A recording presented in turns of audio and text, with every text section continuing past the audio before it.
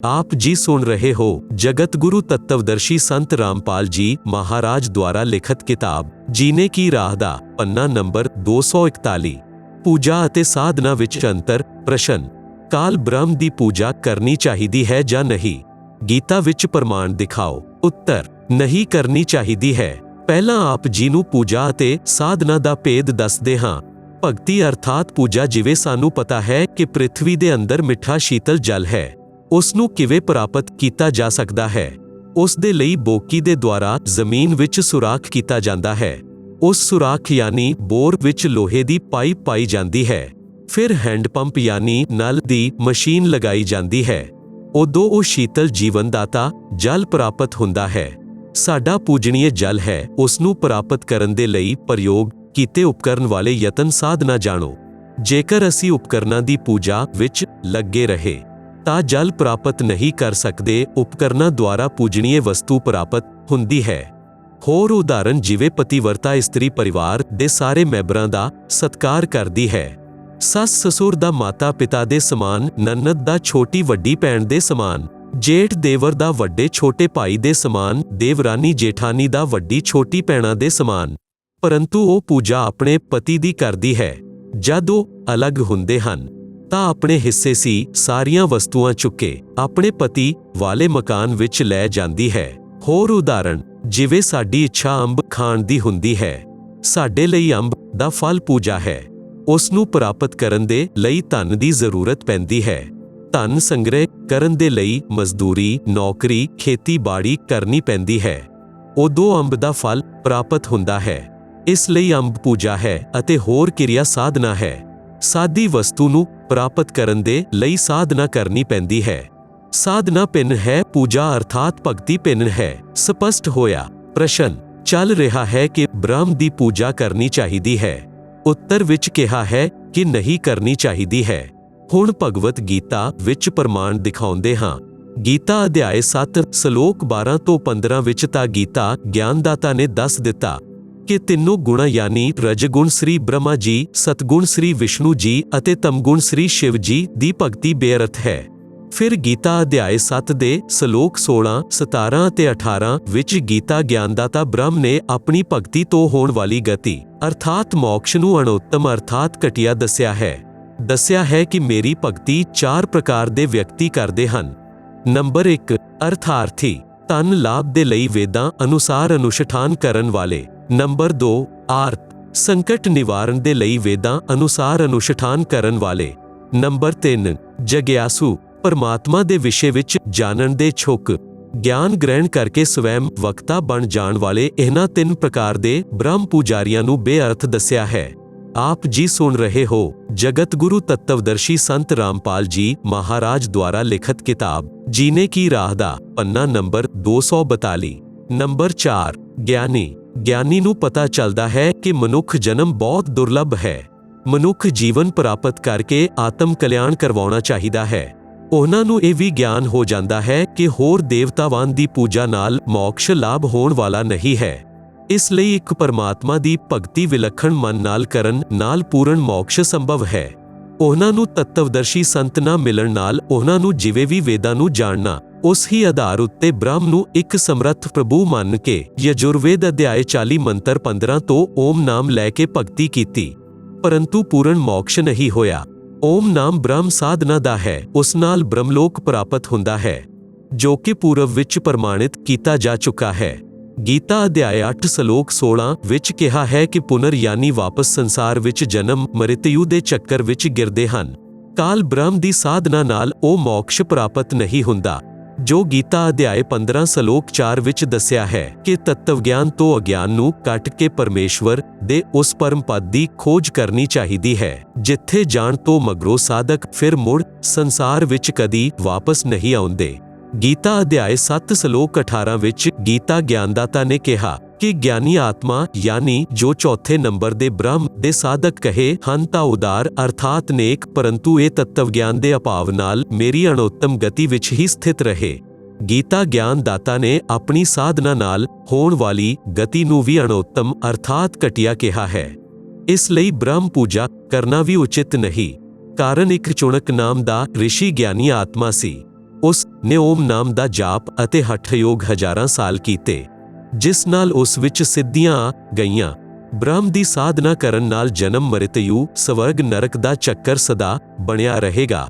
ਕਿਉਂਕਿ ਗੀਤਾ ਅਧਿਆਇ 2 ਸ਼ਲੋਕ 12, ਗੀਤਾ ਅਧਿਆਇ 4 ਸ਼ਲੋਕ 5, ਗੀਤਾ ਅਧਿਆਇ 10 ਸ਼ਲੋਕ 2 ਵਿੱਚ ਗੀਤਾ ਗਿਆਨ ਦਾਤਾ ਬ੍ਰਹਮ ਨੇ ਕਿਹਾ ਹੈ ਕਿ ਅਰਜੁਨ, ਤੇਰੇ ਅਤੇ ਮੇਰੇ ਅਨੇਕਾਂ ਜਨਮ ਹੋ ਚੁੱਕੇ ਹਨ। ਤੂੰ ਨਹੀਂ ਜਾਣਦਾ, ਮੈਂ ਜਾਣਦਾ ਹਾਂ। ਤੂੰ, ਮੈਂ ਅਤੇ ਇਹ ਸਾਰੇ ਰਾਜਾ ਲੋਕ ਪਹਿਲੇ ਵੀ ਜਨਮੇ ਸਨ, ਅੱਗੇ ਵੀ ਜਨਮ ਲੈਣਗੇ। ਇਹ ਨਾ ਸੋਚ ਕਿ ਅਸੀਂ ਸਾਰੇ ਹੁਣ ਹੀ ਜਨਮੇ ਹਾਂ। ਮੇਰੀ ਉਤਪੱਤੀ ਨੂੰ ਮਹਾਰਿਸ਼ੀ ਜਨ ਅਤੇ ਇਹ ਦੇਵਤਾ ਨਹੀਂ ਜਾਣਦੇ, ਕਿਉਂਕਿ ਇਹ ਸਭ ਮੇਰੇ ਤੋਂ ਉਤਪੰਨ ਹੋਏ ਹਨ।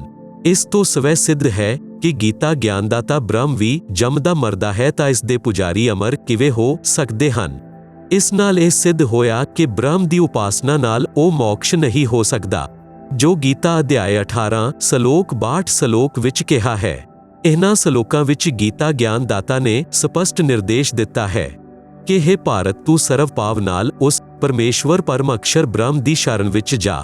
ਉਸ ਪਰਮੇਸ਼ਵਰ ਦੀ ਕਿਰਪਾ ਨਾਲ ਹੀ ਤੂੰ ਪਰਮ ਸ਼ਾਂਤੀ ਨੂੰ ਅਤੇ ਸਨਾਤਨ ਪਰਮਧਾਮ ਅਰਥਾਤ ਸਤਲੋਕ ਨੂੰ ਪ੍ਰਾਪਤ ਹੋਵੇਗਾ। ਤੱਤਵ ਗਿਆਨ ਸਮਝ ਕੇ ਉਸ ਦੇ ਪਿੱਛੋਂ ਪਰਮਾਤਮਾ ਦੇ ਉਸ ਪਰਮ ਪਦ ਦੀ ਖੋਜ ਕਰਨੀ ਚਾਹੀਦੀ ਹੈ, ਜਿੱਥੇ ਜਾਣ ਦੇ ਪਿੱਛੋਂ ਸਾਧਕ ਫਿਰ ਵਾਪਸ ਸੰਸਾਰ ਵਿੱਚ ਕਦੀ ਨਹੀਂ ਆਉਂਦੇ। ਵਿਚਾਰ ਕਰੋ ਕਿ ਗੀਤਾ ਗਿਆਨਦਾਤਾ ਤਾਂ ਖੁਦ ਜੰਮਦਾ ਮਰਦਾ ਹੈ, ਇਸ ਲਈ ਬ੍ਰਹਮ ਦੀ ਪੂਜਾ ਨਾਲ ਹੋਣ ਵਾਲੀ ਗਤੀ ਅਣਉੱਤਮ ਕਹੀ ਹੈ। ਆਪ ਜੀ ਸੁਣ ਰਹੇ ਹੋ ਜਗਤ ਗੁਰੂ ਤੱਤਵਦਰਸ਼ੀ ਸੰਤ ਰਾਮਪਾਲ ਜੀ ਮਹਾਰਾਜ ਦੁਆਰਾ ਲਿਖਤ ਕਿਤਾਬ ਜੀਨੇ ਕੀ ਰਾਹ ਦਾ ਪੰਨਾ ਨੰਬਰ 243। ਹੁਣ ਚੁਣਕ ਰਿਸ਼ੀ ਦਾ ਪ੍ਰਸੰਗ ਅੱਗੇ ਸੁਣਾਉਂਦੇ ਹਾਂ। ਚੁਣਕ ਰਿਸ਼ੀ ਨੇ ਓਮ ਨਾਮ ਦਾ ਜਾਪ ਅਤੇ ਹਠ ਯੋਗ ਕੀਤਾ। ਵੇਦਾਂ ਰਿਗਵੇਦ, ਯਜੁਰਵੇਦ, ਸਾਮਵੇਦ, ਅਥਰਵਵੇਦ ਵਿੱਚ ਦੱਸੀ ਭਗਤੀ ਨਾਲ ਪਰਮਾਤਮਾ ਦੀ ਪ੍ਰਾਪਤੀ ਨਹੀਂ ਹੁੰਦੀ। ਇਸ ਦਾ ਪ੍ਰਮਾਣ ਗੀਤਾ ਅਧਿਆਇ 11 ਸ਼ਲੋਕ 47 ਅਤੇ 48 ਵਿੱਚ ਹੈ। ਗੀਤਾ ਗਿਆਨ ਦਾਤਾ ਬ੍ਰਹਮ ਨੇ ਦੱਸਿਆ ਹੈ ਕਿ ਹੇ ਅਰਜੁਨ, ਮੇਰਾ ਕਾਲ ਬ੍ਰਹਮ ਦਾ ਇਹ ਵਿਰਾਟ ਰੂਪ ਹੈ। ਮੇਰੇ ਇਸ ਰੂਪ ਦਾ ਦਰਸ਼ਨ ਤੇਰੇ ਇਲਾਵਾ ਪਹਿਲਾਂ ਕਿਸੇ ਨੂੰ ਨਹੀਂ ਹੋਇਆ। ਮੈਂ ਤੇਰੇ ਉੱਪਰ ਅਨੁਗ੍ਰਹਿ ਕਰਕੇ ਇਹ ਰੂਪ ਦਿਖਾਇਆ ਹੈ। ਮੇਰੇ ਇਸ ਰੂਪ ਦੇ ਦਰਸ਼ਨ ਅਰਥਾਤ ਬ੍ਰਹਮ ਪ੍ਰਾਪਤੀ ਨਾ ਤਾਂ ਵੇਦਾਂ ਵਿੱਚ ਵਰਣਿਤ ਵਿਧੀ ਨਾਲ ਅਰਥਾਤ ਓਮ ਨਾਮ ਦੇ ਜਾਪ ਨਾਲ, ਨਾ ਤਪ ਨਾਲ, ਨਾ ਹਵਨ ਆਦਿ ਯੱਗਾਂ ਨਾਲ ਹੁੰਦੀ ਹੈ। ਅਰਥਾਤ ਵੇਦਾਂ ਵਿੱਚ ਵਰਣਿਤ ਵਿਧੀ ਨਾਲ ਬ੍ਰਹਮ ਪ੍ਰਾਪਤੀ ਨਹੀਂ ਹੁੰਦੀ। ਇਹ ਕਾਰਨ ਰਿਹਾ ਕਿ ਚੁਣਕ ਜਿਹੇ ਰਿਸ਼ੀ ਵੀ ਬ੍ਰਹਮ ਨੂੰ ਨਿਰਾਕਾਰ ਕਹਿੰਦੇ ਰਹੇ। ਚੁਣਕ ਰਿਸ਼ੀ ਵਿੱਚ ਸਿੱਧੀਆਂ ਆ ਗਈਆਂ, ਜਿਸ ਕਾਰਨ ਨਾਲ ਸੰਸਾਰ ਵਿੱਚ ਪ੍ਰਸਿੱਧ ਹੋ ਗਿਆ। ਸਿੱਧੀ ਪ੍ਰਾਪਤ ਸਾਧਕ ਆਪਣੀ ਸਾਲਾਂ ਦੀ ਸਾਧਨਾ ਨਾਲ ਕੀਤੀ ਗਈ ਚਾਰਜ ਬੈਟਰੀ ਨਾਲ ਕਿਸੇ ਨੂੰ ਸ਼ਰਾਪ ਦੇ ਕੇ ਆਪਣੀ ਭਗਤੀ ਦਾ ਨਾਸ਼ ਕਰਦੇ ਹਨ, ਕਿਸੇ ਨੂੰ ਆਸ਼ੀਰਵਾਦ ਦੇ ਕੇ ਆਪਣੀ ਭਗਤੀ ਦਾ ਨਾਸ਼ ਕਰਦੇ ਹਨ, ਕਿਸੇ ਉੱਪਰ ਸਿੱਧੀ ਨਾਲ ਜੰਤਰ ਮੰਤਰ ਕਰਕੇ ਆਪਣੀ ਭਗਤੀ ਨਾਸ਼ ਕਰਦੇ ਹਨ ਅਤੇ ਸੰਸਾਰ ਵਿੱਚ ਪ੍ਰਸ਼ੰਸਾ ਦੇ ਪਾਤਰ ਬਣ ਕੇ ਖੁਦ ਪ੍ਰਭੂ ਬਣ ਬੈਠਦੇ ਹਨ। ਇੱਕ ਮਾਨਤਾਤਾ ਚੱਕਰਵਰਤੀ ਰਾਜਾ ਸੀ। ਉਸ ਦਾ ਪੂਰੀ ਪ੍ਰਿਥਵੀ ਉੱਤੇ ਰਾਜ ਸੀ। ਉਸਨੇ ਆਪਣੇ ਰਾਜ ਵਿੱਚ ਇਹ ਜਾਂਚ ਕਰਨੀ ਚਾਹੀ ਕਿ ਪ੍ਰਿਥਵੀ ਦੇ ਹੋਰ ਰਾਜਾ ਜੋ ਮੇਰੇ ਅਧੀਨ ਹਨ, ਕੀ ਉਹਨਾਂ ਵਿੱਚੋਂ ਕੋਈ ਸੁਤੰਤਰ ਹੋਣਾ ਚਾਹੁੰਦਾ ਹੈ। ਇਸ ਲਈ ਰਾਜਾ ਨੇ ਆਪਣੇ ਨਿੱਜੀ ਘੋੜੇ ਦੇ ਗਲੇ ਵਿੱਚ ਇੱਕ ਘੋਸ਼ਣਾ ਪੱਤਰ ਲਿਖ ਕੇ ਬੰਨ੍ਹ ਦਿੱਤਾ ਕਿ ਜਿਸ ਕਿਸੇ ਰਾਜਾ ਨੂੰ ਮਾਨਤਾਤਾ ਰਾਜਾ ਦੀ ਪਰਾਧੀਨਤਾ ਸਵੀਕਾਰ ਨਾ ਹੋਵੇ, ਉਹ ਇਸ ਘੋੜੇ ਨੂੰ ਫੜ ਲਵੇ ਅਤੇ ਯੁੱਧ ਦੇ ਲਈ ਤਿਆਰ ਹੋ ਜਾਵੇ। ਰਾਜਾ ਦੇ ਕੋਲ 72 ਅਕਛੋਣੀ ਸੈਨਾ ਹੈ। ਉਸ ਘੋੜੇ ਦੇ ਨਾਲ ਸੈਂਕੜੇ ਸੈਨਿਕ ਵੀ ਚਲੇ। ਸਾਰੀ ਪ੍ਰਿਥਵੀ ਉੱਪਰ ਚੱਕਰ ਲਗਾਇਆ, ਕਿਸੇ ਰਾਜਾ ਨੇ ਉਸ ਘੋੜੇ ਨੂੰ ਨਹੀਂ ਫੜਿਆ। ਇਸ ਤੋਂ ਸਪਸ਼ਟ ਹੋ ਗਿਆ ਕਿ ਪੂਰੀ ਪ੍ਰਿਥਵੀ ਦੇ ਛੋਟੇ ਰਾਜਾ ਆਪਣੇ ਚੱਕਰਵਰਤੀ ਸ਼ਾਸਕ ਮਾਨਤਾਤਾ ਦੇ ਅਧੀਨ ਹਨ। ਸਾਰੇ ਸੈਨਿਕ ਜੋ ਘੋੜੇ ਦੇ ਨਾਲ ਖੁਸ਼ੀ ਨਾਲ ਵਾਪਸ ਆ ਰਹੇ ਸਨ। ਰਾਸਤੇ ਵਿੱਚ ਰਿਸ਼ੀ ਚੁਣਕ ਦੀ ਕੁਟੀਆ ਸੀ। ਚੁਣਕ ਰਿਸ਼ੀ ਨੇ ਸੈਨਿਕਾਂ ਤੋਂ ਪੁੱਛਿਆ ਜੋ ਘੋੜੇ ਉੱਪਰ ਸਵਾਰ ਸਨ ਕਿ ਇਹ ਸੈਨਿਕ ਇਸ ਘੋੜੇ ਦਾ ਸਵਾਰ ਕਿੱਥੇ ਗਿਆ। ਸੈਨਿਕਾਂ ਨੇ ਰਿਸ਼ੀ ਜੀ ਨੂੰ ਸਾਰੀ ਗੱਲ ਦੱਸੀ। ਰਿਸ਼ੀ ਨੇ ਕਿਹਾ ਕਿ ਕਿਸੇ ਨੇ ਰਾਜਾ ਮਾਨਤਾਤਾ ਦਾ ਯੁੱਧ ਨਹੀਂ ਸਵੀਕਾਰ ਕੀਤਾ। ਸੈਨਿਕ ਬੋਲੇ ਕਿ ਕਿਸ ਦੀਆਂ ਪੂਜਾਵਾਂ ਵਿੱਚ ਦਮ ਪਿਲਾਇਆ ਹੈ, ਕਿਸੇ ਮਾਤਾ ਨੇ ਦੁੱਧ ਜੋ ਸਾਡੇ ਰਾਜਾ ਨਾਲ ਯੁੱਧ ਕਰ ਲਵੇ। ਰਾਜਾ ਦੇ ਕੋਲ 72 ਅਕਛੋਣੀ ਅਰਥਾਤ 72 ਕਰੋੜ ਸੈਨਾ ਹੈ। ਜਾੜ ਤੋੜ ਦੇਣਗੇ ਜੇਕਰ ਕਿਸੇ ਨੇ ਯੁੱਧ ਕਰਨ ਦੀ ਹਿੰਮਤ ਕੀਤੀ ਤਾਂ। ਰਿਸ਼ੀ ਚੁਣਕ ਜੋ ਕਾਲ ਬ੍ਰਹਮ ਦਾ ਪੁਜਾਰੀ ਸੀ ਨੇ ਕਿਹਾ ਕਿ ਇਹ ਸੈਨਿਕੋ, ਆਪ ਦੇ ਰਾਜਾ ਦਾ ਯੁੱਧ ਮੈਂ ਸਵੀਕਾਰ ਕਰ ਲਿਆ। ਇਹ ਘੋੜਾ ਬੰਨ ਦੇਵੋ ਮੇਰੀ ਕੁਟਿਆ ਵਾਲੇ ਰੁੱਖ ਨਾਲ। ਸੈਨਿਕ ਬੋਲੇ ਕਿ ਇਹ ਕੰਗਾਲ, ਤੇਰੇ ਕੋਲ ਦਾਣੇ ਤਾਂ ਖਾਣ ਨੂੰ ਨਹੀਂ ਹਨ। ਕੀ ਯੁੱਧ ਕਰੇਂਗਾ ਤੂੰ ਰਾਜਾ ਮਾਨਤਾਤਾ ਦੇ ਨਾਲ? ਆਪਣੀ ਭਗਤੀ ਕਰ ਲੈ, ਕਿਉਂ ਸ਼ਾਮਤ ਬੁਲਵਾ ਰਿਹਾ ਹੈ ਤੂੰ ਆਪਣੀ, ਅਰਥਾਤ ਤੇਰੀ ਕਿਉਂ ਸ਼ਾਮਤ ਬੋਲਦੇ ਰਹੀ ਹੈ ਤੇਰੀ। ਰਿਸ਼ੀ ਨੇ ਕਿਹਾ, ਜੋ ਹੋਵੇਗਾ ਸੋ ਦੇਖਿਆ ਜਾਏਗਾ। ਜਾਓ ਕਹਿ ਦੇਵੋ ਤੁਹਾਡੇ ਰਾਜਾ ਨੂੰ ਤੁਹਾਡਾ ਯੁੱਧ ਚੁਣਕ ਰਿਸ਼ੀ ਨੇ ਸਵੀਕਾਰ ਕਰ ਲਿਆ ਹੈ। ਰਾਜਾ ਨੂੰ ਪਤਾ ਚੱਲਿਆ ਤਾਂ ਸੋਚਿਆ ਕਿ ਅੱਜ ਇੱਕ ਕੰਗਾਲ ਸਿਰਫਿਰੇ ਰਿਸ਼ੀ ਦੀ ਹਿੰਮਤ ਹੋਈ ਹੈ, ਕੱਲ ਕੋਈ ਹੋਰ ਹਿੰਮਤ ਕਰੇਗਾ। ਆਪ ਜੀ ਸੁਣ ਰਹੇ ਹੋ जगत गुरु तत्वदर्शी संत रामपाल जी महाराज द्वारा लिखित किताब जीने की राह दा पन्ना नंबर 244। बुराई नू जड़ तो समाप्त कर देना चाहिदा है। जनता नू पैपीत करन दे लई एक व्यक्ति नू मारन दे लई राजा ने 72 करोड़ सेना दियां 4 टुकड़ियां बनाईयां। एक टुकड़ी 18 करोड़ सैनिक पहला भेजे ऋषि नाल युद्ध करन दे लई। काल ब्रह्म दे पुजारी ऋषि ने सिद्धि शक्ति नाल 4 पुतलियां बनाईयां, अर्थात 4 परमाणु बंब तैयार कीते। एक पुतली छड्डी, उसने 18 करोड़ सेना नू कट सुट्टिया। राजा ने दूसरी टुकड़ी भेजी, ऋषि ने दूसरी पुतली छड्डी। इस प्रकार राजा मानताता दी 72 अकछोणी सेना दा नाश काल ब्रह्म दे पुजारी चुणक ने कर दिता। विचार करो, ऋषि महारिशियां नू राजियां दे विच टंग नहीं अड़ाउणी चाहीदी है। कारण यह है कि ऋषि जिन्हां ने हजारां साल नाम दा जाप कीता, परमात्मा प्राप्ति दे लई परमात्मा मिलिया नहीं, क्योंकि गीता अध्याय 11 सलोक 47 ਅਤੇ 48 ਵਿੱਚ लिखिया है कि वेदां विच चारों वेदां ऋग्वेद, यजुर्वेद, सामवेद ते अथर्ववेद वर्णित भगती विधि नाल ब्रह्म प्राप्ति नहीं है। इस लई इस नाल ऋषियां विच सिद्धियां प्रगट हो जांदियां हन।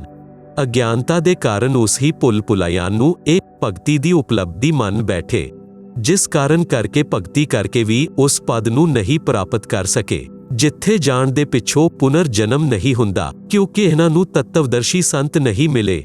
ਸੂਖਸ਼ਮ ਵੇਦ ਵਿੱਚ ਕਿਹਾ ਕਿ ਕਬੀਰ ਗੁਰੂ ਬਿਨ ਕਾਹੂ ਨਾ ਪਾਇਆ ਗਿਆਨਾ, ਜਿਉ ਥੋਥਾ ਪੂਸ ਛੜੇ ਮੂੜ ਕਿਸਾਨਾ। ਗੁਰੂ ਬਿਨ ਵੇਦ ਪੜੇ ਜੋ ਪ੍ਰਾਣੀ, ਸਮਝੇ ਨਾ ਸਾਰ ਰਹੇ ਅਗਿਆਨੀ। गरीब 72 छौणी खा गया, चुणक ऋषिश्वर एक, देह धारे जौरा फिरे सभी काल के पेख। भावरथ तत्वदर्शी संत गुरु ना मिलन दे कारण जो साधना साधक करते ਹਨ ਉਹ शास्त्र विधि त्याग के मन मुखी आचरण ਹੁੰਦਾ है, जिस नाल कोई लाभ साधक ਨੂੰ नहीं ਹੁੰਦਾ है।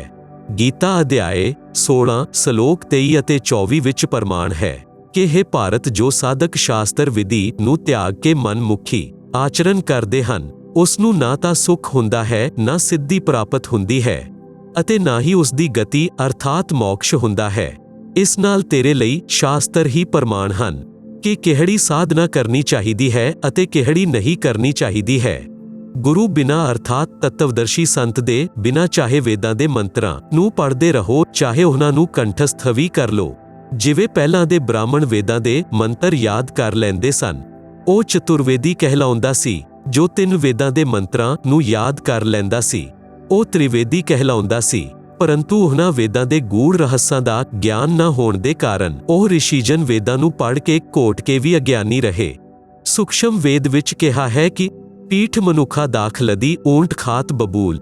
ਭਾਵ-ਅਰਥ ਹੈ ਕਿ ਪਹਿਲਾਂ ਦੇ ਸਮੇਂ ਵਿੱਚ ਰੇਗਿਸਤਾਨ ਵਿੱਚ ਊਠਾਂ ਉੱਤੇ ਮਨੁੱਖਾਂ ਦਾਖ ਲੱਦ ਕੇ ਲੈ ਜਾਂਦੇ ਸਨ। ਊਠ ਪਿੱਠ ਉੱਤੇ ਇੰਨੀ ਸਵਾਦਿਸ਼ਟ ਮਨੁੱਖਾਂ ਦਾਖ ਲੱਦੇ ਹੋਏ ਹੁੰਦੇ ਸਨ ਅਤੇ ਖੁਦ ਬਬੂਲ ਯਾਨੀ ਕਿੱਕਰ ਪੇੜ ਦੇ ਕੰਡਿਆਂ ਵਿੱਚ ਮੂੰਹ ਮਾਰ ਕੇ ਬਬੂਲ ਦੇ ਪੱਤੇ ਖਾ ਰਿਹਾ ਹੁੰਦਾ ਸੀ। आप जी सुन रहे हो जगत गुरु तत्वदर्शी संत रामपाल जी महाराज द्वारा लिखित किताब जीने की राह दा पन्ना नंबर 245। बिना ज्ञान दे सारे ऋषि जी 4 वेदां रूपी मुनक्कां दाख नूं लद्दे फिरदे सन ਅਤੇ ਪੂਜਾ ਕਰਦੇ ਸਨ ਕਾਲ ਬ੍ਰਹਮ ਰੂਪੀ ਬਬੂਲ, ਜਿਸ ਤੋਂ ਸਨਾਤਨ ਪਰਮ ਧਾਮ ਅਤੇ ਨਾ ਹੀ ਪਰਮ ਸ਼ਾਂਤੀ ਪ੍ਰਾਪਤ ਹੁੰਦੀ ਸੀ। ਫਿਰ ਸੂਖਸ਼ਮ ਵੇਦ ਵਿੱਚ ਕਿਹਾ ਹੈ ਕਿ ਬੰਜਾਰੇ ਕੇ ਬੈਲ ਜਿਉ ਫਿਰਾ ਦੇਸ਼ ਵਿਦੇਸ਼, ਖਾਂਡ ਛੋੜ ਪੂਸ ਖਾਤ ਹੈ ਬਿਨ ਸਤਿਗੁਰੂ ਉਪਦੇਸ਼। ਭਾਵ ਅਰਥ ਹੈ ਕਿ ਪਹਿਲਾਂ ਦੇ ਸਮੇਂ ਵਿੱਚ ਬੈਲਾਂ ਦੇ ਉੱਪਰ ਗਧੇ ਦੀ ਤਰ੍ਹਾਂ ਥੈਲਾ ਯਾਨੀ ਬੋਰਾ ਰੱਖ ਕੇ ਉਸ ਵਿੱਚ ਖੰਡ ਭਰ ਕੇ ਬੰਜਾਰੇ ਅਰਥਾਤ ਵਪਾਰੀ ਲੋਕ ਇੱਕ ਸਥਾਨ ਤੋਂ ਦੂਸਰੇ ਸਥਾਨ ਉੱਤੇ ਲੈ ਜਾਂਦੇ ਸਨ। ਬੈਲ ਦੀ ਪਿੱਠ ਉੱਪਰ ਬੋਰੇ ਵਿੱਚ ਖੰਡ ਹੈ, ਖੁਦ ਪੁਸ਼ ਯਾਨੀ ਝਾੜੀਆਂ ਖਾਇਆ ਕਰਦਾ। ਇਸ ਹੀ ਪ੍ਰਕਾਰ ਗੁਰੂ ਦੁਆਰਾ ਤੱਤਵ ਗਿਆਨ ਨਾ ਮਿਲਣ ਦੇ ਕਾਰਨ ਰਿਸ਼ੀਜਨ ਵੇਦਾਂ ਰੂਪੀ ਖੰਡ ਯਾਨੀ ਚੀਨੀ ਨੂੰ ਤਾਂ ਕੰਠਸਥ ਕਰਕੇ ਰੱਖਦੇ ਸਨ। ਉਹਨਾਂ ਨੂੰ ਠੀਕ ਤਰ੍ਹਾਂ ਨਾ ਸਮਝ ਕੇ ਸਾਧਨਾ ਵੇਦ ਵਿਰੁੱਧ ਕਰਦੇ ਸਨ।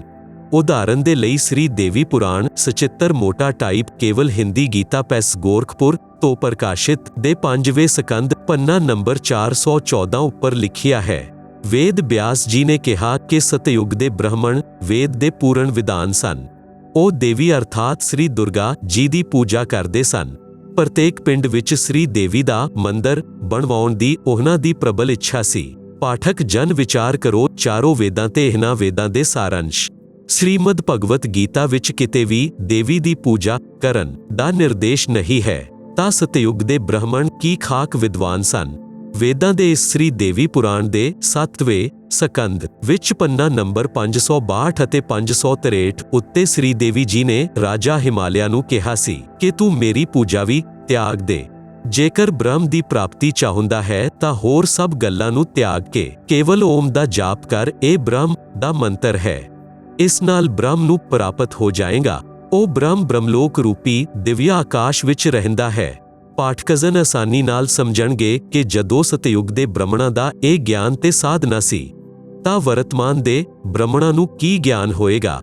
ਇਸ ਹੀ ਸ਼੍ਰੀ ਦੇਵੀ ਪੁਰਾਣ ਦੇ 5ਵੇਂ ਸਕੰਦ ਵਿੱਚ ਪੰਨਾ ਨੰਬਰ 414 ਉੱਤੇ ਇਹ ਵੀ ਲਿਖਿਆ ਹੈ ਕਿ ਸਤਯੁਗ ਵਿੱਚ ਜੋ ਰਾਖਸ਼ ਸਮਝੇ ਜਾਂਦੇ ਸਨ ਉਹ ਕਲਯੁਗ ਦੇ ਬ੍ਰਾਹਮਣ ਮੰਨੇ ਜਾਂਦੇ ਹਨ। ਬ੍ਰਾਹਮਣ ਕੋਈ ਜਾਤੀ ਵਿਸ਼ੇਸ਼ ਨਹੀਂ ਹੈ। ਜੋ ਪਰਮਾਤਮਾ ਅਰਥਾਤ ਬ੍ਰਹਮ ਦੇ ਲਈ ਯਤਨਸ਼ੀਲ ਹੈ ਉਹੀ ਬ੍ਰਾਹਮਣ ਕਹਾਉਂਦਾ ਹੈ, ਚਾਹੇ ਕਿਸੇ ਵੀ ਜਾਤੀ ਦਾ ਹੋਵੇ। ਵਰਤਮਾਨ ਵਿੱਚ ਪਰੰਪਰਾਗਤ ਬ੍ਰਾਹਮਣ ਘੱਟ ਹਨ। ਸੰਤ ਰੂਪ ਵਿੱਚ ਬ੍ਰਹਮ ਗਿਆਨ ਦੇਣ ਵਾਲੇ ਜ਼ਿਆਦਾ ਹਨ।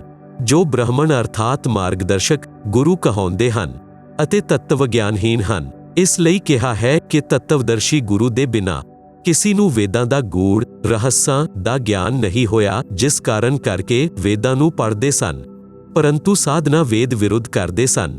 ਵੇਦਾਂ ਅਤੇ ਗੀਤਾ ਵਿੱਚ ਤਿੰਨੋਂ ਦੇਵਤਾਵਾਨ ਸ੍ਰੀ ਬ੍ਰਹਮਾ ਜੀ, ਸ੍ਰੀ ਵਿਸ਼ਨੂੰ ਜੀ ਤੇ ਸ੍ਰੀ ਸ਼ਿਵ ਜੀ ਦੀ ਪੂਜਾ ਕਰਨਾ ਨਿਸ਼ੇਧ ਹੈ।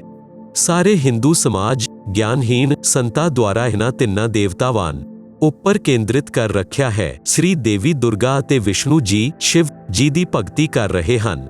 ਪਹਿਲਾਂ ਤੋਂ ਹੀ ਇਹ ਲੋਕ ਵੇਦ ਦੰਦ ਕਥਾ ਦਾ ਗਿਆਨ ਚੱਲਿਆ ਆ ਰਿਹਾ ਹੈ। ਆਪ ਜੀ ਸੁਣ ਰਹੇ ਹੋ ਜਗਤ ਗੁਰੂ ਤੱਤਵਦਰਸ਼ੀ ਸੰਤ ਰਾਮਪਾਲ ਜੀ ਮਹਾਰਾਜ ਦੁਆਰਾ ਲਿਖਤ ਕਿਤਾਬ ਜੀਨੇ ਕੀ ਰਾਹ ਦਾ ਪੰਨਾ ਨੰਬਰ 246 ਜੋ ਅੱਜ ਮੇਰੇ ਸਾਹਮਣੇ ਦੀਵਾਰ ਬਣ ਕੇ ਖੜੀ ਹੈ। ਮੈਂ ਸ਼ਾਸਤਰੋਕਤ ਗਿਆਨ ਦੱਸਦਾ ਹਾਂ, ਪ੍ਰੋਜੈਕਟਰ ਉੱਪਰ ਦਿਖਾਉਂਦਾ ਹਾਂ, ਪਰੰਤੂ ਪਹਿਲਾਂ ਦੇ ਅਗਿਆਨ ਨੂੰ ਸੱਚ ਮੰਨ ਕੇ ਸੱਚ ਨੂੰ ਅੱਖੀ ਦੇਖ ਕੇ ਵੀ ਵਿਸ਼ਵਾਸ ਨਹੀਂ ਕਰ ਰਹੇ ਹਨ। ਵਿਰੋਧ ਕਰਦੇ ਹਨ, ਜੇਲ੍ਹ ਵਿੱਚ ਭਿਜਵਾ ਦਿੰਦੇ ਹਨ। ਸੂਖਸ਼ਮ ਵੇਦ ਵਿੱਚ ਕਿਹਾ ਹੈ ਕਿ ਗਰੀਬ ਵੇਦ ਪੜ੍ਹੇ ਪਰ ਭੇਦ ਨਾ ਜਾਣੇ, ਵਾਂਚੇ ਪੁਰਾਣ 18 ਪੱਥਰ ਦੀ ਪੂਜਾ ਕਰੇ ਬਿਸਰੇ ਸਿਰਜਨਹਾਰਾ।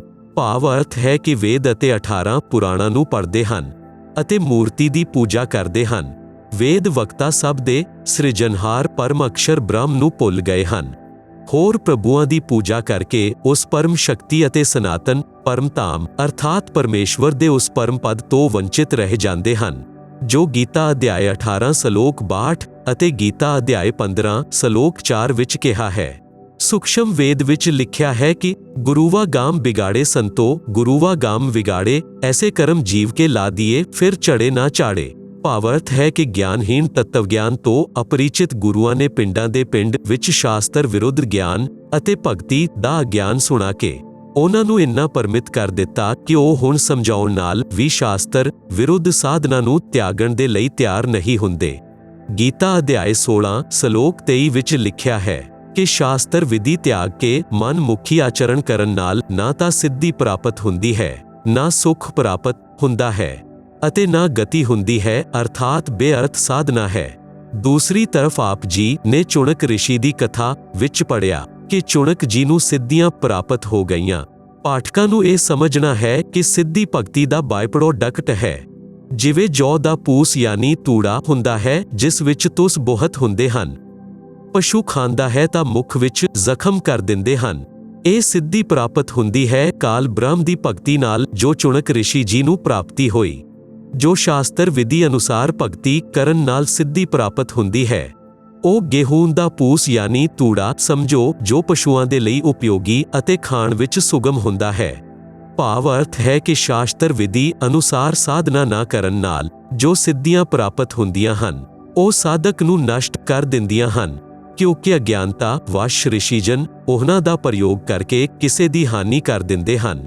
ਕਿਸੇ ਨੂੰ ਆਸ਼ੀਰਵਾਦ ਦੇ ਕੇ ਆਪਣੀ ਭਗਤੀ ਦੀ ਸ਼ਕਤੀ ਜੋ ਨਾਮ ਦੇ ਜਾਪ ਨਾਲ ਹੁੰਦੀ ਹੈ, ਉਸ ਨੂੰ ਸਮਾਪਤ ਕਰਕੇ ਫਿਰ ਤੋਂ ਖਾਲੀ ਹੋ ਜਾਂਦੇ ਹਨ।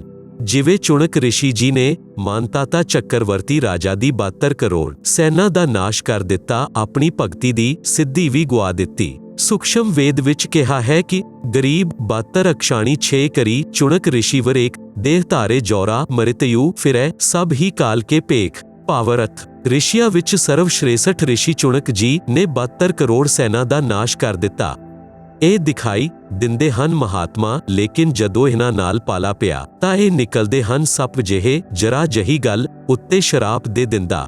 ਕਿਸੇ ਨਾਲ ਬੇਮਤਲਬ ਪੰਗਾ ਲੈ ਲੈਣਾ ਇਹਨਾਂ ਦੇ ਲਈ ਆਮ ਗੱਲ ਹੁੰਦੀ ਹੈ। ਆਪ ਜੀ ਸੁਣ ਰਹੇ ਹੋ ਜਗਤ ਗੁਰੂ ਤੱਤਵਦਰਸ਼ੀ ਸੰਤ ਰਾਮਪਾਲ ਜੀ ਮਹਾਰਾਜ ਦੁਆਰਾ ਲਿਖਤ ਕਿਤਾਬ ਜੀਨੇ ਕੀ ਰਾਹ ਦਾ ਪੰਨਾ ਨੰਬਰ 247। ਰਿਸ਼ੀ ਦੁਰਵਾਸ਼ਾ ਦੀ ਕਾਰਗੁਜ਼ਾਰੀ। ਇੱਕ ਦੁਰਵਾਸ਼ਾ ਰਿਸ਼ੀ ਨਾਮ ਦੇ ਕਾਲ ਬ੍ਰਹਮ ਦੇ ਪੁਜਾਰੀ ਯਾਨੀ ਬ੍ਰਹਮ ਸਾਧਕ ਸਨ। ਉਹ ਤੁਰੇ ਜਾ ਰਹੇ ਸਨ। ਰਾਸਤੇ ਵਿੱਚ ਇੱਕ ਅਪਸਰਾ ਯਾਨੀ ਸਵਰਗ ਦੀ ਇਸਤਰੀ ਸੁੰਦਰ ਮੋਤੀਆਂ ਦੀ ਮਾਲਾ ਪਹਿਨੇ ਹੋਏ ਸੀ। ਰਿਸ਼ੀ ਦੁਰਵਾਸਾ ਨੇ ਕਿਹਾ ਕਿ ਇਹ ਮਾਲਾ ਮੈਨੂੰ ਦੇ ਦੇ। ਦੇਵਪ੍ਰੀ ਨੂੰ ਪਤਾ ਸੀ ਕਿ ਇਹ ਰਿਸ਼ੀ ਤਾਂ ਸੱਪ ਜਿਹੇ ਹਨ, ਜੇਕਰ ਮਨਾ ਕਰ ਦਿੱਤਾ ਤਾਂ ਸ਼ਰਾਪ ਦੇ ਦਿੰਦੇ ਹਨ। ਉਸ ਅਪਸਰਾ ਨੇ ਤੁਰੰਤ ਮਾਲਾ ਗਲੇ ਵਿੱਚੋਂ ਉਤਾਰੀ ਅਤੇ ਰਿਸ਼ੀ ਨੂੰ ਆਦਰ ਨਾਲ ਦੇ ਦਿੱਤੀ। ਦੁਰਵਾਸ਼ਾ ਰਿਸ਼ੀ ਨੇ ਉਹ ਮਾਲਾ ਸਿਰ ਉੱਤੇ ਵਾਲਾਂ ਦੇ ਜੂੜੇ ਵਿੱਚ ਪਾ ਲਈ ਚੱਲਿਆ ਜਾ ਰਿਹਾ ਸੀ। ਅੱਗੇ ਤੋਂ ਸਵਰਗ ਦਾ ਰਾਜਾ ਇੰਦਰ ਆਪਣੇ ਇਰਾਵਤ ਹਾਥੀ ਉੱਪਰ ਬੈਠਾ ਆ ਰਿਹਾ ਸੀ। ਉਸ ਦੇ ਅੱਗੇ ਅੱਗੇ ਅਪਸਰਾਵਾਂ ਅਤੇ ਗੰਧਰਵ ਜਨ ਗਾਉਂਦੇ ਵਜਾਉਂਦੇ ਚੱਲ ਰਹੇ ਸਨ ਅਤੇ ਹੋਰ ਵੀ ਕਰੋੜਾਂ ਦੇਵੀ ਦੇਵਤਾ ਨਾਲ ਨਾਲ ਸਨਮਾਨ ਵਿੱਚ ਚੱਲ ਰਹੇ ਸਨ। ਦੁਰਵਾਸ਼ਾ ਰਿਸ਼ੀ ਨੇ ਮਾਲਾ ਆਪਣੇ ਸਿਰ ਤੋਂ ਉਠਾ ਕੇ ਇੰਦਰ ਦੇ ਵੱਲ ਸੁੱਟ ਦਿੱਤੀ। ਇੰਦਰ ਨੇ ਉਹ ਮਾਲਾ ਹਾਥੀ ਦੀ ਗਰਦਨ ਉੱਤੇ ਰੱਖ ਦਿੱਤੀ। ਹਾਥੀ ਨੇ ਉਹ ਮਾਲਾ ਆਪਣੇ ਸੁੰਡ ਨਾਲ ਉਠਾ ਕੇ ਜ਼ਮੀਨ ਉੱਪਰ ਸੁੱਟ ਦਿੱਤੀ। ਜਿਵੇਂ ਇੰਦਰ ਨੂੰ ਕੋਈ ਫੁੱਲ ਮਾਲਾ ਭੇਟ ਕਰਦਾ ਸੀ ਤਾਂ ਇੰਦਰ ਉਸ ਨੂੰ ਬਾਅਦ ਵਿੱਚ ਹਾਥੀ ਦੀ ਗਰਦਨ ਉੱਪਰ ਰੱਖ ਦਿੰਦਾ ਸੀ। ਜਦ ਇੰਦਰ ਹਾਥੀ ਉੱਪਰ ਬੈਠਾ ਹੋਵੇ, ਹਾਥੀ ਉਸ ਨੂੰ ਚੁੱਕ ਕੇ ਨੀਚੇ ਸੁੱਟ ਦਿੰਦਾ ਸੀ। ਹਾਥੀ ਨੇ ਉਸੇ ਰੂਟੀਨ ਨਾਲ ਉਹ ਮਾਲਾ ਨੀਚੇ ਸੁੱਟ ਦਿੱਤੀ ਸੀ। ਇਸ ਗੱਲ ਨਾਲ ਰਿਸ਼ੀ ਦੁਰਵਾਸ਼ਾ ਕ੍ਰੋਧਿਤ ਹੋ ਗਏ ਅਤੇ ਬੋਲੇ ਕਿ ਹੇ ਇੰਦਰ, ਤੈਨੂੰ ਰਾਜ ਦਾ ਅਭਿਮਾਨ ਹੈ। ਮੇਰੇ ਦੁਆਰਾ ਦਿੱਤੀ ਗਈ ਮਾਲਾ ਦਾ ਤੂੰ ਅਨਾਦਰ ਕੀਤਾ ਹੈ। ਮੈਂ ਸ਼ਰਾਪ ਦਿੰਦਾ ਹਾਂ ਕਿ ਤੇਰਾ ਸਾਰਾ ਰਾਜ ਨਸ਼ਟ ਹੋ ਜਾਏ। ਦੇਵਰਾਜ ਇੰਦਰ ਇੱਕਦਮ ਕੰਬਣ ਲੱਗਾ ਅਤੇ ਬੋਲਿਆ, ਹੇ ਵਿਪਰ, ਮੈਂ ਆਪ ਦੀ ਮਾਲਾ ਨੂੰ ਆਦਰ ਨਾਲ ਗ੍ਰਹਿਣ ਕਰਕੇ ਹਾਥੀ ਉੱਪਰ ਰੱਖਿਆ ਸੀ। ਹਾਥੀ ਨੇ ਆਪਣੀ ਔਪਚਾਰਿਕਤਾ ਵਸ਼ ਨੀਚੇ ਸੁੱਟ ਦਿੱਤੀ। ਮੈਨੂੰ ਮੁਆਫ ਕਰੋ। ਵਾਰ-ਵਾਰ ਕਰਬਦ ਹੋ ਕੇ ਹਾਥੀ ਤੋਂ ਨੀਚੇ ਉਤਰ ਕੇ ਦੰਡਵਤ ਪ੍ਰਣਾਮ ਕਰਕੇ ਵੀ ਖਿਮਾ ਯਾਚਨਾ ਇੰਦਰ ਨੇ ਕੀਤੀ, ਪਰੰਤੂ ਦੁਰਵਾਸ਼ਾ ਰਿਸ਼ੀ ਨਹੀਂ ਮੰਨਿਆ ਅਤੇ ਕਿਹਾ ਕਿ ਜੋ ਮੈਂ ਕਹਿ ਦਿੱਤਾ ਉਹ ਵਾਪਸ ਨਹੀਂ ਹੋ ਸਕਦਾ। ਕੁਝ ਹੀ ਸਮੇਂ ਵਿੱਚ ਇੰਦਰ ਦਾ ਸਰਵਨਾਸ਼ ਹੋ ਗਿਆ, ਸਵਰਗ ਉੱਜੜ ਗਿਆ। ਇੱਕ ਵਾਰ ਰਿਸ਼ੀ ਦੁਰਵਾਸ਼ਾ ਜੀ ਦੁਆਰਕਾ ਨਗਰੀ ਦੇ ਕੋਲ ਜੰਗਲ ਵਿੱਚ ਕੁਝ ਸਮੇਂ ਦੇ ਲਈ ਰੁਕੇ। ਦੁਆਰਕਾ ਵਾਸੀਆਂ ਨੂੰ ਪਤਾ ਚੱਲਿਆ ਕਿ ਦੁਰਵਾਸ਼ਾ ਜੀ ਆਪਣੀ ਨਗਰੀ ਦੇ ਕੋਲ ਆਏ ਹਨ। ਇਹ ਤਿਰਕਾਲਦਰਸ਼ੀ ਮਹਾਤਮਾ ਹਨ, ਸਿੱਧੀ ਯੁਕਤ ਰਿਸ਼ੀ ਹਨ। ਦੁਆਰਕਾ ਵਾਸੀ ਸ੍ਰੀ ਕ੍ਰਿਸ਼ਨ ਤੋਂ ਅਧਿਕ ਸ਼ਕਤੀਸ਼ਾਲੀ ਕਿਸੇ ਨੂੰ ਨਹੀਂ ਮੰਨਦੇ ਸਨ। ਸ੍ਰੀ ਕ੍ਰਿਸ਼ਨ ਦੇ ਪੁੱਤਰ ਸ੍ਰੀ ਪ੍ਰਦਿਉਮਨ ਸਹਿਤ ਕਈ ਯਾਦਵਾਂ ਨੇ ਯੋਜਨਾ ਬਣਾਈ ਕਿ ਸੁਣਿਆ ਹੈ ਦੁਰਵਾਸ਼ਾ ਜੀ ਤਿਰਕਾਲਦਰਸ਼ੀ ਹਨ, ਮਨ ਦੀ ਗੱਲ ਵੀ ਦੱਸ ਦਿੰਦੇ ਹਨ, ਅੰਤਰਯਾਮੀ ਹਨ, ਉਹਨਾਂ ਦੀ ਪ੍ਰੀਖਿਆ ਲੈਂਦੇ ਹਾਂ। ਇਹ ਵਿਚਾਰ ਕਰਕੇ ਪ੍ਰਦਿਉਮਨ ਨੂੰ ਗਰਭਵਤੀ ਇਸਤਰੀ ਦਾ ਸਵਾਂਗ ਬਣਾ ਕੇ 10-12 ਵਿਅਕਤੀ ਨਾਲ ਚਲੇ। ਇੱਕ ਵਿਅਕਤੀ ਨੂੰ ਉਸ ਦਾ ਪਤੀ ਬਣਾ ਲਿਆ। ਦੁਰਵਾਸ਼ਾ ਜੀ ਦੇ ਕੋਲ ਜਾ ਕੇ ਕਿਹਾ ਕਿ ਹੇ ਰਿਸ਼ੀ ਜੀ, ਇਸ ਇਸਤਰੀ ਉੱਪਰ ਪਰਮਾਤਮਾ ਦੀ ਕਿਰਪਾ ਬਹੁਤ ਦਿਨਾਂ ਪਿੱਛੋਂ ਹੋਈ ਹੈ। ਇਸ ਨੂੰ ਗਰਭ ਵਿੱਚ ਲੜਕਾ ਹੈ ਜਾਂ ਕੰਨਿਆ? ਆਪ ਤਾਂ ਅੰਤਰਯਾਮੀ ਹੋ, ਕਿਰਪਾ ਕਰਕੇ ਦੱਸੋ। ਉਹਨਾਂ ਪ੍ਰਦਿਉਮਨ ਦੇ ਪੇਟ ਉੱਪਰ ਇੱਕ ਛੋਟੀ ਕੜਾਈ ਬੰਨ ਰੱਖੀ ਸੀ। ਉਸ ਦੇ ਉੱਪਰ ਰੂਈ ਦਾ ਲੋਗੜ ਅਤੇ ਪੁਰਾਣੇ ਵਸਤਰ ਬੰਨ ਕੇ ਗਰਭ ਬਣਾ ਰੱਖਿਆ ਸੀ। ਉੱਪਰ ਇਸਤਰੀ ਵਸਤਰ ਪਹਿਨਾ ਰੱਖੇ ਸਨ। ਆਪ ਜੀ ਸੁਣ ਰਹੇ ਹੋ ਜਗਤ ਗੁਰੂ ਤੱਤਵਦਰਸ਼ੀ ਸੰਤ ਰਾਮਪਾਲ ਜੀ ਮਹਾਰਾਜ ਦੁਆਰਾ ਲਿਖਤ ਕਿਤਾਬ ਜੀਨੇ ਕੀ ਰਾਹ ਦਾ ਪੰਨਾ ਨੰਬਰ 248। ਰਿਸ਼ੀ ਦੁਰਵਾਸ਼ਾ ਜੀ ਨੇ ਦਿਵਯ ਦ੍ਰਿਸ਼ਟੀ ਨਾਲ ਦੇਖਿਆ ਅਤੇ ਜਾਣਿਆ ਕਿ ਇਹ ਮੇਰਾ ਮਜ਼ਾਕ ਕਰਨ ਆਏ ਹਨ। ਦੁਰਵਾਸ਼ਾ ਜੀ ਨੇ ਕਿਹਾ ਕਿ ਇਸ ਗਰਭ ਨਾਲ ਯਾਦਵ ਕੁਲ ਦਾ ਨਾਸ਼ ਹੋਏਗਾ। ਇੰਨਾ ਕਹਿ ਕੇ ਕ੍ਰੋਧਿਤ ਹੋ ਗਏ। ਸਾਰੇ ਵਿਅਕਤੀ ਉੱਥੋਂ ਖਿਸਕ ਗਏ। ਨਗਰੀ ਵਿੱਚ ਇਹ ਗੱਲ ਅੱਗ ਦੀ ਤਰ੍ਹਾਂ ਫੈਲ ਗਈ ਕਿ ਰਿਸ਼ੀ ਦੁਰਵਾਸ਼ਾ ਜੀ ਨੇ ਸ਼ਰਾਪ ਦੇ ਦਿੱਤਾ ਕਿ ਯਾਦਵਾਂ ਦਾ ਨਾਸ਼ ਹੋਏਗਾ।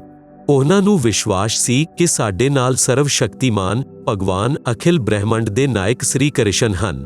ਦੁਰਵਾਸ਼ਾ ਦੇ ਸ਼ਰਾਪ ਦਾ ਪ੍ਰਭਾਵ ਸਾਡੇ ਉੱਤੇ ਨਹੀਂ ਹੋਵੇਗਾ। ਫਿਰ ਵੀ ਕੁਝ ਬੁੱਧੀਮਾਨ ਯਾਦਵ ਇਕੱਠੇ ਹੋ ਕੇ ਸ੍ਰੀ ਕ੍ਰਿਸ਼ਨ ਜੀ ਦੇ ਕੋਲ ਗਏ ਅਤੇ ਰਿਸ਼ੀ ਦੁਰਵਾਸ਼ਾ ਨਾਲ ਕੀਤਾ ਬੱਚਿਆਂ ਦਾ ਮਜ਼ਾਕ ਅਤੇ ਰਿਸ਼ੀ ਦੁਰਵਾਸ਼ਾ ਦੁਆਰਾ ਦਿੱਤੇ ਗਏ ਸ਼ਰਾਪ ਦਾ ਬਿਰਤਾਂਤ ਦੱਸਿਆ। ਸਾਰੀ ਵਾਰਤਾ ਸੁਣ ਕੇ ਸ੍ਰੀ ਕ੍ਰਿਸ਼ਨ ਜੀ ਕੁਝ ਦੇਰ ਸੋਚ ਕੇ ਕਿਹਾ ਕਿ ਉਹਨਾਂ ਬੱਚਿਆਂ ਨੂੰ ਨਾਲ ਲੈ ਕੇ ਰਿਸ਼ੀ ਦੁਰਵਾਸ਼ਾ ਕੋਲ ਲੈ ਕੇ ਜਾਓ ਅਤੇ ਖਿਮਾ ਯਾਚਨਾ ਕਰੋ। ਦੁਰਵਾਸ਼ਾ ਦੇ ਕੋਲ ਗਏ, ਖਿਮਾ ਯਾਚਨਾ ਕੀਤੀ, ਪਰੰਤੂ ਦੁਰਵਾਸ਼ਾ ਨੇ ਕਿਹਾ ਕਿ ਜੋ ਮੈਂ ਬੋਲ ਦਿੱਤਾ ਉਹ ਵਾਪਸ ਨਹੀਂ ਹੋ ਸਕਦਾ। ਸਾਰੇ ਵਿਅਕਤੀ ਫਿਰ ਤੋਂ ਕ੍ਰਿਸ਼ਨ ਜੀ ਦੇ ਕੋਲ ਆ ਗਏ ਅਤੇ ਸਾਰੀ ਗੱਲ ਦੱਸੀ। ਦੁਆਰਕਾ ਵਿੱਚ ਭੋਜਨ ਵੀ ਨਹੀਂ ਬਣਿਆ। ਸਾਰੀ ਨਗਰੀ ਚਿੰਤਾ ਵਿੱਚ ਡੁੱਬ ਗਈ। ਸ੍ਰੀ ਕ੍ਰਿਸ਼ਨ ਜੀ ਨੇ ਕਿਹਾ ਕਿ ਚਿੰਤਾ ਕਿਸ ਗੱਲ ਦੀ? ਜੋ ਵਸਤੂ ਗਰਭ ਵਿੱਚ ਪ੍ਰਯੋਗ ਕੀਤੀ ਸੀ ਉਹਨਾਂ ਨਾਲ ਹੀ ਸਾਡਾ ਵਿਨਾਸ਼ ਹੋਣਾ ਦੱਸਿਆ ਹੈ। ਐਸਾ ਕਰੋ, ਕੱਪੜਿਆਂ ਅਤੇ ਰੂਈ ਨੂੰ ਜਲਾ ਕੇ ਤੇ ਲੋਹੇ ਦੀ ਕੜਾਹੀ ਨੂੰ ਪੱਥਰ ਉੱਪਰ ਕਿਸਾ ਕੇ ਪ੍ਰਪਾਸ਼ ਖੇਤਰ ਯਾਨੀ ਯਮੁਨਾ ਨਦੀ ਦੇ ਕਿਨਾਰੇ ਇੱਕ ਸਥਾਨ ਦਾ ਨਾਮ ਹੈ ਵਿੱਚ ਯਮੁਨਾ ਨਦੀ ਵਿੱਚ ਪਾ ਦੇਵੋ। ਉੱਥੇ ਬੈਠ ਕੇ ਕਿਸਾਓ, ਉਹੀ ਚੂਰਾ ਦਰਿਆ ਵਿੱਚ ਪਾ ਦਿਓ। ਉੱਥੇ ਹੀ ਰਾਖ ਪਾਣੀ ਵਿੱਚ ਪਾ ਦਿਓ। ਨਾ ਰਹੇਗਾ ਬਾਂਸ, ਨਾ ਵਜੇਗੀ ਬੰਸੁਰੀ। ਜਦ ਗਰਭ ਦੀਆਂ ਵਸਤੂਆਂ ਹੀ ਨਹੀਂ ਰਹਿਣਗੀਆਂ ਤਾਂ ਸਾਡਾ ਨਾਸ਼ ਕਿਵੇਂ ਹੋਵੇਗਾ? ਇਹ ਗੱਲ ਦੁਆਰਕਾ ਨਿਵਾਸੀਆਂ ਨੂੰ ਚੰਗੀ ਲੱਗੀ। ਆਪਣੇ ਆਪ ਨੂੰ ਸੰਕਟ ਮੁਕਤ ਮੰਨਿਆ। ਸ੍ਰੀ ਕ੍ਰਿਸ਼ਨ ਜੀ ਦੇ ਆਦੇਸ਼ ਅਨੁਸਾਰ ਸਭ ਕੀਤਾ ਗਿਆ। ਕੜਾਹੀ ਦਾ ਇੱਕ ਕੜਾ ਪੂਰੀ ਤਰ੍ਹਾਂ ਨਹੀਂ ਘਿਸ ਪਾਇਆ, ਉਸ ਨੂੰ ਵੈਸੇ ਹੀ ਯਮੁਨਾ ਨਦੀ ਵਿੱਚ ਸੁੱਟ ਦਿੱਤਾ। ਉਹ ਇੱਕ ਮੱਛਲੀ ਨੇ ਚਮਕੀਲਾ ਖਾਦ ਪਦਾਰਥ ਜਾਣ ਕੇ ਖਾ ਲਿਆ। ਉਸ ਮੱਛਲੀ ਨੂੰ ਬਾਲੀਆ ਨਾਮਕ ਭੀਲ ਨੇ ਫੜ ਲਿਆ। ਜਦੋਂ ਮੱਛਲੀ ਨੂੰ ਕੱਟਿਆ ਤਾਂ ਉਸ ਤੋਂ ਨਿਕਲੀ ਧਾਤੂ ਦੀ ਜਾਂਚ ਕਰਨ ਦੇ ਪਿੱਛੋਂ ਉਸ ਨੂੰ ਆਪਣੇ ਤੀਰ ਦੇ ਅਗਲੇ ਹਿੱਸੇ ਵਿੱਚ ਵਿਸ਼ ਯੁਕਤ ਕਰਵਾ ਕੇ ਲਗਵਾ ਲਿਆ। ਉਸ ਨੂੰ ਸੁਰੱਖਿਅਤ ਰੱਖ ਲਿਆ। ਜੋ ਕੜਾਹੀ ਦਾ ਲੋਹੇ ਦਾ ਚੂਰਾ ਪਾਣੀ ਵਿੱਚ ਪਾਇਆ ਸੀ, ਉਹ ਲੰਬੇ ਸਰਕੰਡੇ ਜਿਹਾ ਘਾਹ ਦੇ ਰੂਪ ਵਿੱਚ ਯਮੁਨਾ ਨਦੀ ਦੇ ਕਿਨਾਰੇ ਉੱਪਰ ਉੱਗ ਗਿਆ। ਕੁਝ ਸਮੇਂ ਉਪਰੰਤ ਦੁਆਰਿਕਾ ਨਗਰੀ ਵਿੱਚ ਉਤਪਾਤ ਮੱਚਣ ਲੱਗਾ। ਛੋਟੀ-ਛੋਟੀ ਗੱਲ ਉੱਤੇ ਇੱਕ ਦੂਸਰੇ ਦਾ ਕਤਲ ਕਰਨ ਲੱਗੇ। ਆਪਸ ਵਿੱਚ ਵੈਰ ਵਿਰੋਧ ਵੱਧ ਗਿਆ। ਨਗਰ ਦੇ ਲੋਕਾਂ ਦੀ ਇਹ ਦਸ਼ਾ ਦੇਖ ਕੇ ਨਗਰੀ ਦੇ ਗਣਮਾਨੀ ਵਿਅਕਤੀ ਭਗਵਾਨ ਸ੍ਰੀ ਕ੍ਰਿਸ਼ਨ ਜੀ ਦੇ ਕੋਲ ਗਏ ਅਤੇ ਜੋ ਕੁਝ ਵੀ ਨਗਰੀ ਵਿੱਚ ਹੋ ਰਿਹਾ ਸੀ ਦੱਸਿਆ ਅਤੇ ਕਾਰਨ ਅਤੇ ਸਮਾਧਾਨ ਸ੍ਰੀ ਕ੍ਰਿਸ਼ਨ ਜੀ ਤੋਂ ਜਾਣਨ ਦੀ ਇੱਛਾ ਵਿਅਕਤ ਕੀਤੀ, ਕਿਉਂਕਿ ਸ੍ਰੀ ਕ੍ਰਿਸ਼ਨ ਜੀ ਯਾਦਵ ਅਤੇ ਪਾਂਡਵਾਂ ਦੇ ਅਧਿਆਤਮਿਕ ਗੁਰੂ ਸਨ। ਸੰਕਟ ਦਾ ਨਿਵਾਰਨ ਗੁਰੂਦੇਵ ਤੋਂ ਹੀ ਕਰਾਇਆ ਜਾਂਦਾ ਹੈ। ਸ੍ਰੀ ਕ੍ਰਿਸ਼ਨ ਜੀ ਨੇ ਦੱਸਿਆ ਕਿ ਦੁਰਵਾਸ਼ਾ ਰਿਸ਼ੀ ਦਾ ਸ਼ਰਾਪ ਫਲ ਰਿਹਾ ਹੈ। ਸਮਾਧਾਨ ਹੈ ਕਿ ਨਰ ਯਾਨੀ ਮੇਲ ਯਾਦਵ ਚਾਹੇ ਅੱਜ ਦਾ ਜਨਮਿਆ ਵੀ ਲੜਕਾ ਕਿਉਂ ਨਾ ਹੋਵੇ, ਸਭ ਪ੍ਰਪਾਸ਼ ਖੇਤਰ ਜਿੱਥੇ ਉਸ ਕੜਾਹੀ ਦਾ ਚੂਰਨ ਪਾਇਆ ਸੀ, ਜਾ ਕੇ ਯਮੁਨਾ ਵਿੱਚ ਇਸ਼ਨਾਨ ਕਰੋ, ਤੁਸੀਂ ਸ਼ਰਾਪ ਮੁਕਤ ਹੋ ਜਾਓਗੇ। ਆਪ ਜੀ ਸੁਣ ਰਹੇ ਹੋ ਜਗਤ ਗੁਰੂ ਤत्वदर्शी संत रामपाल जी महाराज द्वारा लिखित किताब जीने की राह दा पन्ना नंबर 249। ਸਾਰੇ ਦੁਆਰਕਾ ਨਿਵਾਸੀਆਂ ਨੇ ਸ੍ਰੀ ਕ੍ਰਿਸ਼ਨ ਜੀ ਦੇ ਆਦੇਸ਼ ਦਾ ਪਾਲਣ ਕੀਤਾ। ਸਭ ਨਰ ਪ੍ਰਪਾਸ਼ ਖੇਤਰ ਵਿੱਚ ਸ਼ਰਾਪ ਮੁਕਤ ਹੋਣ ਦੇ ਉਦੇਸ਼ ਨਾਲ ਇਸ਼ਨਾਨ ਕਰਨ ਦੇ ਲਈ ਚਲੇ ਗਏ। ਰਿਸ਼ੀ ਦੁਰਵਾਸ਼ਾ ਦੇ ਸ਼ਰਾਪ ਦੇ ਕਾਰਨ ਸਾਰੇ ਯਾਦਵ ਸਮੂਹ ਬਣਾ ਕੇ ਇਕੱਠੇ ਹੋ ਗਏ। ਪਹਿਲਾਂ ਇਸ਼ਨਾਨ ਕੀਤਾ ਕਿ ਸ਼ਰਾਪ ਮੁਕਤ ਹੋਣ ਦੇ ਪਿੱਛੋਂ ਹੋ ਸਕਦਾ ਹੈ ਕਿ ਆਪਸੀ ਮਨ ਮੁਟਾਓ ਦੂਰ ਹੋ ਜਾਏ, ਪਰੰਤੂ ਐਸਾ ਕੁਝ ਨਹੀਂ ਹੋਇਆ। ਪਹਿਲਾਂ ਸਭ ਨੇ ਇਸ਼ਨਾਨ ਕੀਤਾ, ਫਿਰ ਆਪਸੀ ਗਾਲੀ ਗਲੋਚ ਸ਼ੁਰੂ ਹੋਇਆ। ਫਿਰ ਉਸ ਘਾਹ ਨੂੰ ਉਖਾੜ ਕੇ ਇੱਕ ਦੂਸਰੇ ਨੂੰ ਮਾਰਨ ਲੱਗੇ।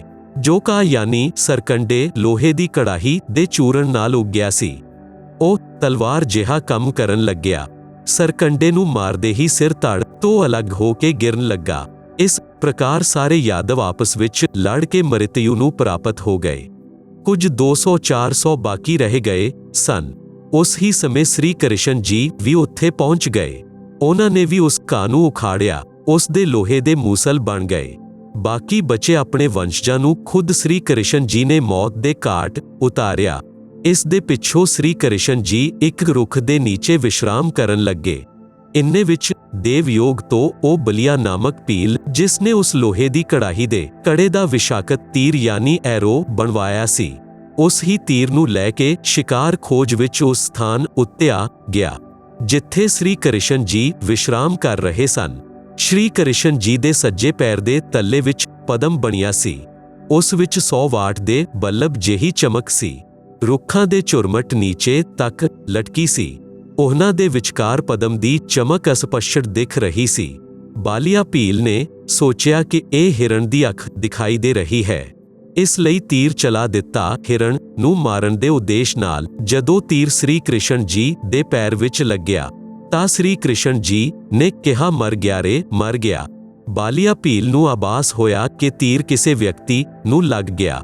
ਦੌੜ ਕੇ ਗਿਆ ਤਾਂ ਦੇਖਿਆ ਦੁਆਰਿਕਾਧੀਸ਼ ਮਾਰੇ ਦਰਦ ਦੇ ਤੜਫ ਰਹੇ ਸਨ। ਬਾਲੀਆ ਨੇ ਕਿਹਾ ਕਿ ਹੇ ਮਹਾਰਾਜ, ਮੇਰੇ ਤੋਂ ਧੋਖੇ ਨਾਲ ਤੀਰ ਚੱਲ ਗਿਆ। ਆਪ ਦੇ ਪੈਰ ਦੀ ਚਮਕ ਨੂੰ ਮੈਂ ਹਿਰਨ ਦੀ ਅੱਖ ਜਾਣ ਕੇ ਤੀਰ ਮਾਰ ਦਿੱਤਾ। ਮੈਥੋਂ ਗਲਤੀ ਹੋ ਗਈ, ਖਿਮਾ ਕਰੋ ਮਹਾਰਾਜ। ਸ੍ਰੀ ਕ੍ਰਿਸ਼ਨ ਜੀ ਨੇ ਕਿਹਾ ਕਿ ਤੇਰੇ ਤੋਂ ਕੋਈ ਗਲਤੀ ਨਹੀਂ ਹੋਈ ਹੈ। ਇਹ ਤੇਰਾ ਅਤੇ ਮੇਰਾ ਪਿਛਲੇ ਜਨਮ ਦਾ ਲੈਣ ਦੇਣ ਹੈ, ਉਹ ਮੈਂ ਚੁਕਾ ਦਿੱਤਾ ਹੈ। ਤੂੰ ਤ੍ਰੇਤਾਯੁਗ ਵਿੱਚ ਸੁਗਰੀਵ ਦਾ ਭਾਈ ਬਾਲੀ ਸੀ, ਮੈਂ ਰਾਮਚੰਦਰ ਪੁੱਤਰ ਦਸ਼ਰਥ ਸੀ। ਮੈਂ ਤੈਨੂੰ ਰੁੱਖ ਦੀ ਓਟ ਲੈ ਕੇ ਧੋਖੇ ਨਾਲ ਮਾਰਿਆ ਸੀ। ਉਹ ਅਦਲਾ ਬਦਲਾ ਯਾਨੀ ਟੀਟ ਫੋਰ ਟੈਟ ਪੂਰਾ ਕੀਤਾ ਹੈ। ਇਸ ਪ੍ਰਕਾਰ ਦੁਰਵਾਸ਼ਾ ਰਿਸ਼ੀ ਦੇ ਸ਼ਰਾਪ ਨਾਲ ਸਾਰੇ ਯਾਦਵ ਕੁਲ ਦਾ ਨਾਸ਼ ਹੋਇਆ। ਜੋ ਵਰਤਮਾਨ ਵਿੱਚ ਯਾਦਵ ਹਨ, ਉਹ ਹਨ ਜੋ ਉਸ ਸਮੇਂ ਮਾਤਾ ਦੇ ਗਰਭ ਵਿੱਚ ਸਨ, ਬਾਅਦ ਵਿੱਚ ਉਤਪੰਨ ਹੋਏ ਸਨ। ਸੂਖਸ਼ਮ ਵੇਦ ਵਿੱਚ ਲਿਖਿਆ ਹੈ, ਗਰੀਬ ਦੁਰਵਾਸ਼ਾ ਕੋਪੇ ਤਹਾਂ ਸਮਝ ਨਾ ਆਈ ਨੀਚ। 56 ਕਰੋੜ ਯਾਦਵ ਕਟੇ ਮਚੀ ਰੂਤਿਰ ਦੀ ਕੀਚ। ਸਰਲ ਅਰਥ, ਦੁਰਵਾਸ਼ਾ ਨੇ ਬੱਚਿਆਂ ਦੇ ਮਜ਼ਾਕ ਨੂੰ ਇੰਨੀ ਗੰਭੀਰਤਾ ਨਾਲ ਲਿਆ ਕਿ ਉਹਨਾਂ ਦੇ ਕੁਲ ਦਾ ਨਾਸ਼ ਕਰਨ ਦਾ ਸ਼ਰਾਪ ਦੇ ਦਿੱਤਾ। ਉਸ ਨੀਚ ਦੁਰਵਾਸਾ ਨੇ ਇਹ ਵੀ ਨਹੀਂ ਸੋਚਿਆ ਕਿ ਕਿਆ ਅਨਰਥ ਹੋ ਜਾਏਗਾ। ਗੱਲ ਕੁਝ ਵੀ ਨਹੀਂ ਸੀ। ਦੁਰਵਾਸਾ ਨੀਚ ਰਿਸ਼ੀ ਨੇ ਇੰਨਾ ਜ਼ੁਲਮ ਕਰ ਦਿੱਤਾ ਕਿ 56 ਕਰੋੜ ਯਾਦਵ ਕੱਟ ਕੇ ਮਰ ਗਏ ਅਤੇ ਰਕਤ ਵਹਿਣ ਨਾਲ ਚਿੱਕੜ ਬਣ ਗਿਆ। ਇਸ ਹੀ ਪ੍ਰਕਾਰ ਚੁਣਕ ਰਿਸ਼ੀ ਨੇ ਬੇਮਤਲਬ ਪੰਗਾ ਲੈ ਕੇ ਮਾਨਤਾਤਾ ਰਾਜਾ ਦੀ 72 ਕਰੋੜ ਸੈਨਾ ਦਾ ਨਾਸ਼ ਕਰ ਦਿੱਤਾ। ਆਪ ਜੀ ਸੁਣ ਰਹੇ ਹੋ ਜਗਤ ਗੁਰੂ ਤੱਤਵਦਰਸ਼ੀ ਸੰਤ ਰਾਮਪਾਲ ਜੀ ਮਹਾਰਾਜ ਦੁਆਰਾ ਲਿਖਤ ਕਿਤਾਬ ਜੀਨੇ ਕੀ ਰਾਹ ਦਾ ਪੰਨਾ ਨੰਬਰ 250। ਇੱਕ ਕਪਿਲ ਨਾਮ ਦੇ ਰਿਸ਼ੀ ਸਨ, ਜਿਨ੍ਹਾਂ ਨੂੰ ਭਗਵਾਨ ਵਿਸ਼ਨੂੰ ਦੇ 24 ਅਵਤਾਰਾਂ ਵਿੱਚੋਂ ਇੱਕ ਅਵਤਾਰ ਵੀ ਮੰਨਿਆ ਜਾਂਦਾ ਹੈ। ਉਹ ਤਪੱਸਿਆ ਕਰ ਰਹੇ ਸਨ। ਇੱਕ ਸੱਗੜ ਰਾਜਾ ਸੀ, ਉਸ ਦੇ 60,000 ਪੁੱਤਰ ਸਨ। ਕਿਸੇ ਰਿਸ਼ੀ ਨੇ ਦੱਸਿਆ ਕਿ ਜੇਕਰ ਇੱਕ ਤਲਾਬ, ਇੱਕ ਖੂਹ, ਇੱਕ ਬਗੀਚਾ ਬਣਾ ਦਿੱਤਾ ਜਾਏ ਤਾਂ ਇੱਕ ਕਸਮੇਘ ਯੱਗ ਜਿੰਨਾ ਫਲ ਮਿਲਦਾ ਹੈ। ਰਾਜਾ ਸੱਗੜ ਦੇ ਲੜਕਿਆਂ ਨੇ ਇਹ ਕਾਰਜ ਸ਼ੁਰੂ ਕਰ ਦਿੱਤਾ। ਸਮਝਦਾਰ ਵਿਅਕਤੀਆਂ ਨੇ ਉਹਨਾਂ ਨੂੰ ਕਿਹਾ ਕਿ ਆਪ ਇਸ ਤਰ੍ਹਾਂ ਜਗ੍ਹਾ ਜਗ੍ਹਾ ਤਲਾਬ, ਖੂਹ, ਬਗੀਚੇ ਬਣਾਓਗੇ ਤਾਂ ਪ੍ਰਿਥਵੀ ਉੱਪਰ ਅੰਨ ਉਤਪੰਨ ਕਰਨ ਦੇ ਲਈ ਸਥਾਨ ਹੀ ਨਹੀਂ ਰਹੇਗਾ। ਕਿਸੇ ਰਾਜਾ ਨੇ ਵਿਰੋਧ ਕਰ ਦਿੱਤਾ ਤਾਂ ਲੜਾਈ ਕਰ ਲਈ। ਉਸ ਰਾਜ ਸੱਗੜ ਦੇ ਲੜਕਿਆਂ ਨੇ ਇੱਕ ਘੋੜਾ ਆਪਣੇ ਨਾਲ ਲਿਆ। ਉਸ ਦੇ ਗਲੇ ਵਿੱਚ ਪੱਤਰ ਲਿਖ ਕੇ ਬੰਨ੍ਹ ਦਿੱਤਾ ਕਿ ਜੇਕਰ ਕੋਈ ਸਾਡੇ ਕਾਰਜ ਵਿੱਚ ਰੁਕਾਵਟ ਬਣੇਗਾ, ਉਹ ਇਸ ਘੋੜੇ ਨੂੰ ਫੜ ਲਵੇ ਅਤੇ ਯੁੱਧ ਦੇ ਲਈ ਤਿਆਰ ਹੋ ਜਾਵੇ। ਉਹਨਾਂ ਸਿਰ ਫੇਰਾਂ ਨਾਲ ਕੌਣ ਟੱਕਰ ਲਵੇ।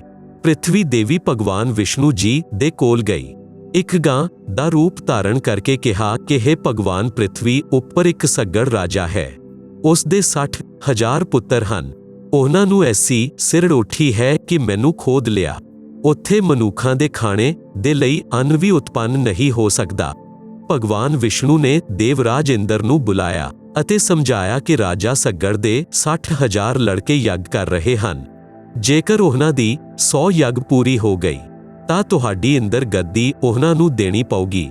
ਸਮੇਂ ਰਹਿੰਦੇ ਕੁਝ ਬਣਦਾ ਹੈ ਤਾਂ ਕਰ ਲੈ। ਇੰਦਰ ਨੇ ਹਲਕਾਰੇ ਅਰਥਾਤ ਆਪਣੇ ਸਭ ਨੌਕਰ ਭੇਜੇ। ਉਹਨਾਂ ਨੂੰ ਸਭ ਸਮਝਾ ਦਿੱਤਾ। ਰਾਤ ਦੇ ਸਮੇਂ ਰਾਜਾ ਸੱਗੜ ਦੇ ਪੁੱਤਰ ਸੁੱਤੇ ਪਏ ਸਨ। ਘੋੜਾ ਰੁੱਖ ਨਾਲ ਬੰਨ੍ਹ ਰੱਖਿਆ ਸੀ। ਉਹਨਾਂ ਦੇਵਰਾਜ ਦੇ ਫਰਿਸ਼ਤਿਆਂ ਨੇ ਘੋੜਾ ਖੋਲ ਕੇ ਕਪਿਲ ਤਪਸਵੀ ਦੀ ਜਾਂਘ ਨਾਲ ਬੰਨ੍ਹ ਦਿੱਤਾ। ਕਪਿਲ ਰਿਸ਼ੀ ਕਈ ਸਾਲਾਂ ਤੋਂ ਤਪੱਸਿਆਰਤ ਸੀ, ਜਿਸ ਕਾਰਨ ਕਰਕੇ ਉਸ ਦਾ ਸਰੀਰ ਅਸਥੀ ਪਿੰਜਰ ਜਿਹਾ ਹੋ ਗਿਆ ਸੀ। ਆਸਣ ਪਦਮ ਲਗਾਏ ਹੋਏ ਸੀ। ਟੰਗਾਂ ਪਤਲੀਆਂ ਪਤਲੀਆਂ ਸਨ, ਜਿਵੇਂ ਰੁੱਖ ਦੀਆਂ ਜੜ੍ਹਾਂ ਦੀ ਮਿੱਟੀ ਵਰਖਾ ਦੇ ਪਾਣੀ ਨਾਲ ਵਹਿ ਜਾਂਦੀਆਂ ਸੀ ਅਤੇ ਜੜ੍ਹਾਂ ਦੇ ਵਿਚਾਲੇ 6 ਜਾਂ 7 ਇੰਚ ਦਾ ਰਸਤਾ ਹੋ ਜਾਂਦਾ ਹੈ। ਰਿਸ਼ੀ ਕਪਿਲ ਜੀ ਦੀਆਂ ਟੰਗਾਂ ਐਸੀਆਂ ਸਨ, ਇੰਦਰ ਦੇ ਹਲਕਾਰਾਂ ਨੇ ਘੋੜਿਆਂ ਨੂੰ ਟੰਗਾਂ ਦੇ ਵਿਚਾਲੇ ਦੇ ਰਸਤੇ ਜਾਂਗ ਦੇ ਕੋਲ ਰੱਸੇ ਨਾਲ ਬੰਨ੍ਹ ਦਿੱਤਾ। ਰਾਜਾ ਦੇ ਲੜਕਿਆਂ ਨੇ ਸਵੇਰੇ ਉੱਠਦੇ ਹੀ ਘੋੜਾ ਦੇਖਿਆ। ਉਸ ਦੀ ਖੋਜ ਵਿੱਚ ਯੁੱਧ ਕਰਨ ਦੀ ਤਿਆਰੀ ਕਰਕੇ 60,000 ਦਾ ਲੰਗਾਰ ਚੱਲ ਪਿਆ। ਘੋੜੇ ਦੇ ਪੱਗ ਚਿੰਨ੍ਹਾਂ ਦੇ ਨਾਲ ਕਪਿਲ ਮੁਨੀ ਦੇ ਆਸ਼ਰਮ ਪਹੁੰਚ ਗਏ। ਘੋੜੇ ਨੂੰ ਬੰਨੇ ਦੇਖ ਕੇ ਸੱਗੜ ਰਾਜਾ ਦੇ ਪੁੱਤਰਾਂ ਨੇ ਰਿਸ਼ੀ ਦੀ ਹੀ ਕਾਖ ਵਿੱਚ ਯਾਨੀ ਦੋਨੋਂ ਬਾਹਾਂ ਦੇ ਨੀਚੇ ਕੱਛਾਂ ਵਿੱਚ ਹਰਿਆਣਵੀ ਭਾਸ਼ਾ ਵਿੱਚ ਇੰਕ ਕਹਿੰਦੇ ਹਨ ਭਾਲੇ ਚੁਬੋ ਦਿੱਤੇ, ਭਾਲੇ ਚੁਬੋ ਦਿੱਤੇ। ਕਪਿਲ ਰਿਸ਼ੀ ਦੀਆਂ ਪਲਕਾਂ ਇੰਨੀਆਂ ਲੰਬੀਆਂ ਵੱਧ ਚੁੱਕੀਆਂ ਸਨ ਕਿ ਜ਼ਮੀਨ ਉੱਤੇ ਟਿਕੀਆਂ ਹੋਈਆਂ ਸਨ। ਰਿਸ਼ੀ ਨੂੰ ਪੀੜਾ ਹੋਈ ਤਾਂ ਕ੍ਰੋਧਵਸ਼ ਪਲਕਾਂ ਨੂੰ ਹੱਥਾਂ ਨਾਲ ਚੁੱਕਿਆ। ਅੱਖਾਂ ਤੋਂ ਅਗਨੀ ਬਾਣ ਛੁੱਟੇ। 60,000 ਸੱਗੜ ਦੇ ਪੁੱਤਰਾਂ ਦੀ ਪੂਲੀ ਜਿਹੀ ਵਿੱਚ ਗਈ, ਅਰਥਾਤ 60,000 ਸੱਗੜ ਦੇ ਬੇਟੇ ਮਰ ਕੇ ਢੇਰ ਹੋ ਗਏ। ਸੂਖਸ਼ਮ ਵੇਦ ਵਿੱਚ ਕਿਹਾ ਹੈ ਕਿ 60,000 ਸੱਗੜ ਕੇ ਹੋਤੇ ਕਪਿਲ ਮੁਨੀश्वर ਖਾਏ, ਜੈ ਪਰਮੇਸ਼ਵਰ ਕੀ ਕਰੇ ਭਗਤੀ ਤੋ ਅਜਰ ਅਮਰ ਹੋ ਜਾਏ। 72 ਕਛੌਣੀ ਖਾ ਗਿਆ ਚੁਣਕ ऋषि वरेक, देह धारे जोरा फिरै सभी काल के पेख। आप जी सुन रहे हो जगत गुरु तत्वदर्शी संत रामपाल जी महाराज द्वारा लिखित किताब जीने की राह दा पन्ना नंबर 251। दुर्वाशा कोपे तहां समझ न आई नीच, 56 करोड़ यादव कटे मची रूतिर की कीच। ਭਾਵ ਅਰਥ ਕਪਿਲ ਮੁਨੀ ਜੀ, ਚੁਣਕ ਮੁਨੀ ਜੀ ਅਤੇ ਦੁਰਵਾਸ਼ਾ ਮੁਨੀ ਜੀ ਸੰਸਾਰ ਵਿੱਚ ਕਿੰਨੇ ਪ੍ਰਸਿੱਧ ਹਨ। ਇਹ ਸਭ ਕਾਲ ਬ੍ਰਹਮ ਦੀ ਭਗਤੀ ਕਰਨ ਵਾਲੇ ਪੇਸ਼ਤਾਰੀ ਰਿਸ਼ੀ ਹਨ। ਇਹ ਚਲਦੀ ਫਿਰਦੀ ਮੌਤ ਸੀ। ਚਲਦੀ ਫਿਰਦੀ ਮੌਤ ਮਨੁੱਖ ਰੂਪ ਵਿੱਚ ਕਾਲ ਹਨ। ਕਾਲ ਇੱਕ ਮਿੱਟੀ ਦੇ ਛੋਟੇ ਮਟਕੇ ਨੂੰ ਤਾਂਤਰਿਕ ਵਿਧੀਆਂ ਨਾਲ ਆਕਾਸ਼ ਵਿੱਚ ਉੱਡਾ ਕੇ ਦੁਸ਼ਮਣ ਉੱਤੇ ਛੱਡਦਾ ਹੈ। ਉਸ ਨਾਲ ਬਹੁਤ ਹਾਨੀ ਹੁੰਦੀ ਹੈ। ਗਲਤੀ ਨਾਲ ਭੋਲੇ ਪ੍ਰਾਣੀ ਇਹਨਾਂ ਨੂੰ ਮਹਾਨ ਆਤਮਾ ਮੰਨਦੇ ਹਨ। ਇਹ ਸਭ ਗਿਆਨੀ ਸਨ, ਇਹ ਸਭ ਉਦਾਰ ਹਿਰਦੇ ਦੇ ਸਨ। ਇਹਨਾਂ ਨੇ ਪਰਮਾਤਮਾ ਪ੍ਰਾਪਤੀ ਦੇ ਲਈ ਆਪਣਾ ਕਲਿਆਣ ਕਰਾਉਣ ਦੇ ਲਈ ਤਨ ਮਨ ਧਨ ਅਰਪਿਤ ਕਰ ਦਿੱਤਾ। ਪਰੰਤੂ ਤਤਵਦਰਸ਼ੀ ਸੰਤ ਨਾ ਮਿਲਣ ਦੇ ਕਾਰਨ ਇਹਨਾਂ ਨੇ ਕਾਲ ਬ੍ਰਹਮ ਨੂੰ ਇੱਕ ਸਮਰੱਥ ਪ੍ਰਭੂ ਮੰਨ ਕੇ ਗਲਤੀ ਕੀਤੀ ਅਤੇ ਉਸ ਦੀ ਸਾਧਨਾ ਓਮ ਨਾਮ ਦੇ ਜਾਪ ਦੇ ਨਾਲ ਅਤੇ ਅਧਿਕ ਹਠਯੋਗ ਸਮਾਧੀ ਦੇ ਦੁਆਰਾ ਕੀਤੀ, ਜਿਸ ਨਾਲ ਪਰਮਾਤਮਾ ਪ੍ਰਾਪਤੀ ਤਾਂ ਹੈ ਹੀ ਨਹੀਂ, ਉਲਟਾ ਹਾਨੀ ਹੁੰਦੀ ਹੈ, ਕਿਉਂਕਿ ਉਹ ਸਾਧਨਾ ਸ਼ਾਸਤਰ ਵਿਰੁੱਧ ਹੈ। ਗੀਤਾ ਅਧਿਆਇ 16 ਸ਼ਲੋਕ 23 ਅਤੇ 24 ਵਿੱਚ ਕਿਹਾ ਹੈ ਕਿ ਸ਼ਾਸਤਰ ਵਿਧੀ ਨੂੰ ਤਿਆਗ ਕੇ ਜੋ ਮਨ ਮੁਖੀ ਆਚਰਣ ਕਰਦੇ ਹਨ ਉਹਨਾਂ ਦੀ ਸਾਧਨਾ ਬੇਅਰਥ ਹੈ। ਉਹ ਉਦਾਰ ਆਤਮਾਵਾਨ ਇਸ ਹੀ ਕਾਰਨ ਕਾਲ ਦੀ ਅਣਉੱਤਮ ਗਤੀ ਵਿੱਚ ਸਥਿਤ ਰਹੇ। ਜੋ ਮਨੁੱਖ ਸ਼ਾਸਤਰ ਵਿਧੀ ਰਹਿਤ ਕੇਵਲ ਮਨ ਕਲਪ ਅਤੇ ਘੋਰ ਤਪ ਨੂੰ ਤਪਦੇ ਹਨ ਅਤੇ ਦੰਭ ਅਹੰਕਾਰ ਨਾਲ ਯੁਕਤ, ਕਾਮਨਾ ਆਸਕਤ ਅਭਿਮਾਨ ਨਾਲ ਯੁਕਤ। ਗੀਤਾ ਅਧਿਆਇ 17 ਸ਼ਲੋਕ 5 ਸਰੀਰ ਵਿੱਚ ਸਥਿਤ ਸਾਰੇ ਕਮਲਾਂ ਵਿੱਚ ਦੇਵ ਸ਼ਕਤੀਆਂ ਅਤੇ ਪੂਰਨ ਪਰਮਾਤਮਾ ਅਤੇ ਮੈਨੂੰ ਵੀ ਕ੍ਰਸ਼ ਕਰਨ ਵਾਲੇ ਅਰਥਾਤ ਕਸ਼ਟ ਦੇਣ ਵਾਲੇ ਅਗਿਆਨੀਆਂ ਨੂੰ ਤੂੰ ਅਸੁਰ ਸੁਭਾਅ ਦੇ ਜਾਣ। ਗੀਤਾ ਅਧਿਆਇ 17 ਸ਼ਲੋਕ 6। ਇਹ ਪ੍ਰਮਾਣ ਗੀਤਾ ਅਧਿਆਇ 16 ਸ਼ਲੋਕ 17 ਤੋਂ 20 ਵਿੱਚ ਹੈ। ਉਹ ਆਪਣੇ ਆਪ ਨੂੰ ਸ਼੍ਰੇਸ਼ਠ ਮੰਨਣ ਵਾਲੇ ਕਮੰਡੀ ਪੁਰਸ਼ ਧਨ ਅਤੇ ਮੰਨ ਕੇ ਮਦ ਨਾਲ ਯੁਕਤ ਹੋ ਕੇ ਕੇਵਲ ਨਾਮ ਮਾਤਰ ਯਗਾਨ ਦੁਆਰਾ ਪਾਖੰਡ ਨਾਲ ਸ਼ਾਸਤਰ ਵਿਧੀ ਰਹਿਤ ਪੂਜਨ ਕਰਦੇ ਹਨ। ਗੀਤਾ ਅਧਿਆਇ 16 ਸ਼ਲੋਕ 17। ਹੰਕਾਰ, ਬਲ, ਕਮੰਡ, ਕਾਮਨਾ, ਕ੍ਰੋਧ ਆਦਿ ਦੇ ਵਸ਼ ਅਤੇ ਦੂਸਰਿਆਂ ਦੀ ਨਿੰਦਾ ਕਰਨ ਵਾਲੇ ਪੁਰਸ਼ ਆਪਣੇ ਅਤੇ ਦੂਸਰਿਆਂ ਦੇ ਸਰੀਰ ਵਿੱਚ ਸਥਿਤ ਮੇਰੇ ਨਾਲ ਦਵੈਸ਼ ਕਰਨ ਵਾਲੇ ਹੁੰਦੇ ਹਨ। ਗੀਤਾ ਅਧਿਆਇ 16 ਸ਼ਲੋਕ 18। ਉਹਨਾਂ ਦਵੈਸ਼ ਕਰਨ ਵਾਲੇ ਪਾਪਾਚੀਰ ਕੁਰਕਰਮੀ ਜੋ ਬਚਨ ਨਾਲ ਕਰੋੜਾਂ ਵਿਅਕਤੀਆਂ ਦੀ ਹੱਤਿਆ ਕਰਨ ਵਾਲੇ ਨਰਾਦਮੋ ਅਰਥਾਤ ਨੀਚ ਮਨੁੱਖਾਂ ਨੂੰ ਮੈਂ ਇਸ ਸੰਸਾਰ ਵਿੱਚ ਵਾਰ-ਵਾਰ ਅਸੁਰੀ ਅਰਥਾਤ ਰਾਖਸ਼ੀ ਜ਼ੂਨੀਆਂ ਵਿੱਚ ਹੀ ਪਾਉਂਦਾ ਹਾਂ। ਗੀਤਾ ਅਧਿਆਇ 16 ਸ਼ਲੋਕ 19। ਸੂਖਸ਼ਮ ਵੇਦ ਵਿੱਚ ਵੀ ਨੀਚ ਕਿਹਾ ਹੈ। ਦੁਰਵਾਸ਼ਾ ਕੋਪੇ ਤਹਾਂ ਸਮਝ ਨਾ ਆਈ ਨੀਚ, 56 ਕਰੋੜ ਯਾਦਵ ਕਟੇ ਮਚੀ ਰੁਦੀਰ ਕੀ ਕੀਚ। ਹੇ ਅਰਜੁਨ, ਉਹ ਮੂਰਖ ਮੈਨੂੰ ਨਾ ਪ੍ਰਾਪਤ ਹੋ ਕੇ ਹੀ ਜਨਮ ਵਿੱਚ ਅਸੁਰ ਜ਼ੂਨੀਆਂ ਨੂੰ ਪ੍ਰਾਪਤ ਹੁੰਦੇ ਹਨ, ਉਸ ਨਾਲ ਵੀ ਅਤੀ ਨੀਚ ਗਤੀ ਨੂੰ ਪ੍ਰਾਪਤ ਹੁੰਦੇ ਹਨ ਅਰਥਾਤ ਘੋਰ ਨਰਕ ਵਿੱਚ ਡਿੱਗਦੇ ਹਨ। ਆਪ ਜੀ ਸੁਣ ਰਹੇ ਹੋ ਜਗਤ ਗੁਰੂ ਤਤਵਦਰਸ਼ੀ ਸੰਤ ਰਾਮਪਾਲ ਜੀ ਮਹਾਰਾਜ ਦੁਆਰਾ ਲਿਖਤ ਕਿਤਾਬ ਜੀਨੇ ਕੀ ਰਾਹ ਦਾ ਪੰਨਾ ਨੰਬਰ 252।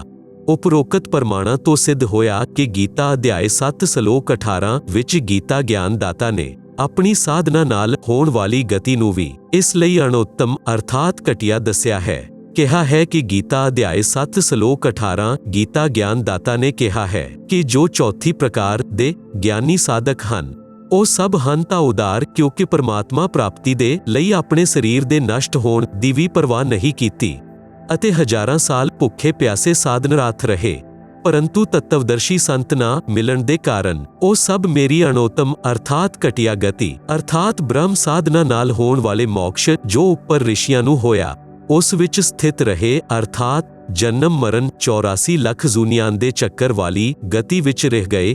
ਗੀਤਾ ਅਧਿਆਇ 7 ਸ਼ਲੋਕ 18। ਨਤੀਜਾ ਚੁਣਕ ਰਿਸ਼ੀ ਦੁਰਵਾਸ਼ਾ ਰਿਸ਼ੀ ਅਤੇ ਕਪਿਲ ਰਿਸ਼ੀ ਨੇ ਜੋ ਓਮ ਨਾਮ ਜਾਪ ਕੀਤਾ ਉਸ ਦੀ ਭਗਤੀ ਦੇ ਫਲ ਸਵਰੂਪ ਇਹ ਕੁਝ ਸਮਾਂ ਬ੍ਰਹਮ ਲੋਕ ਵਿੱਚ ਜਾਣਗੇ। ਉੱਥੇ ਭਗਤੀ ਸਮਾਪਤ ਕਰਕੇ ਫਿਰ ਪ੍ਰਥਵੀ ਤੇ ਰਾਜਾ ਬਣਨਗੇ ਕਿਉਂਕਿ ਸੂਖਸ਼ਮ ਵੇਦ ਵਿੱਚ ਲਿਖਿਆ ਹੈ ਤਪ ਸੇ ਰਾਜ ਮਦ ਮਾਨਮ ਜਨਮ ਤੀਸਰੇ ਸ਼ੁਕਰ ਸਵਾਨਮ। ਫਿਰ ਕੁੱਤਾ ਗਧਾ ਬਣਨਗੇ ਫਿਰ ਨਰਕ ਜਾਣਗੇ। ਜਦੋਂ ਕੁੱਤਾ ਬਣਨਗੇ ਉਦੋਂ ਇਹਨਾਂ ਦੇ ਸਿਰ ਵਿੱਚ ਕੀੜੇ ਪੈਣਗੇ। ਜੋ ਵਿਅਕਤੀ ਇਹਨਾਂ ਦੇ ਸਰਾਪ ਨਾਲ ਮਰੇ ਸਨ ਉਹਨਾਂ ਦਾ ਪਾਪ ਇਹਨਾਂ ਨੂੰ ਭੋਗਣਾ ਪਵੇਗਾ। ਕੀੜੇ ਇਹਨਾਂ ਦਾ ਮਾਸ ਚੁਣ ਕੇ ਖਾਣਗੇ।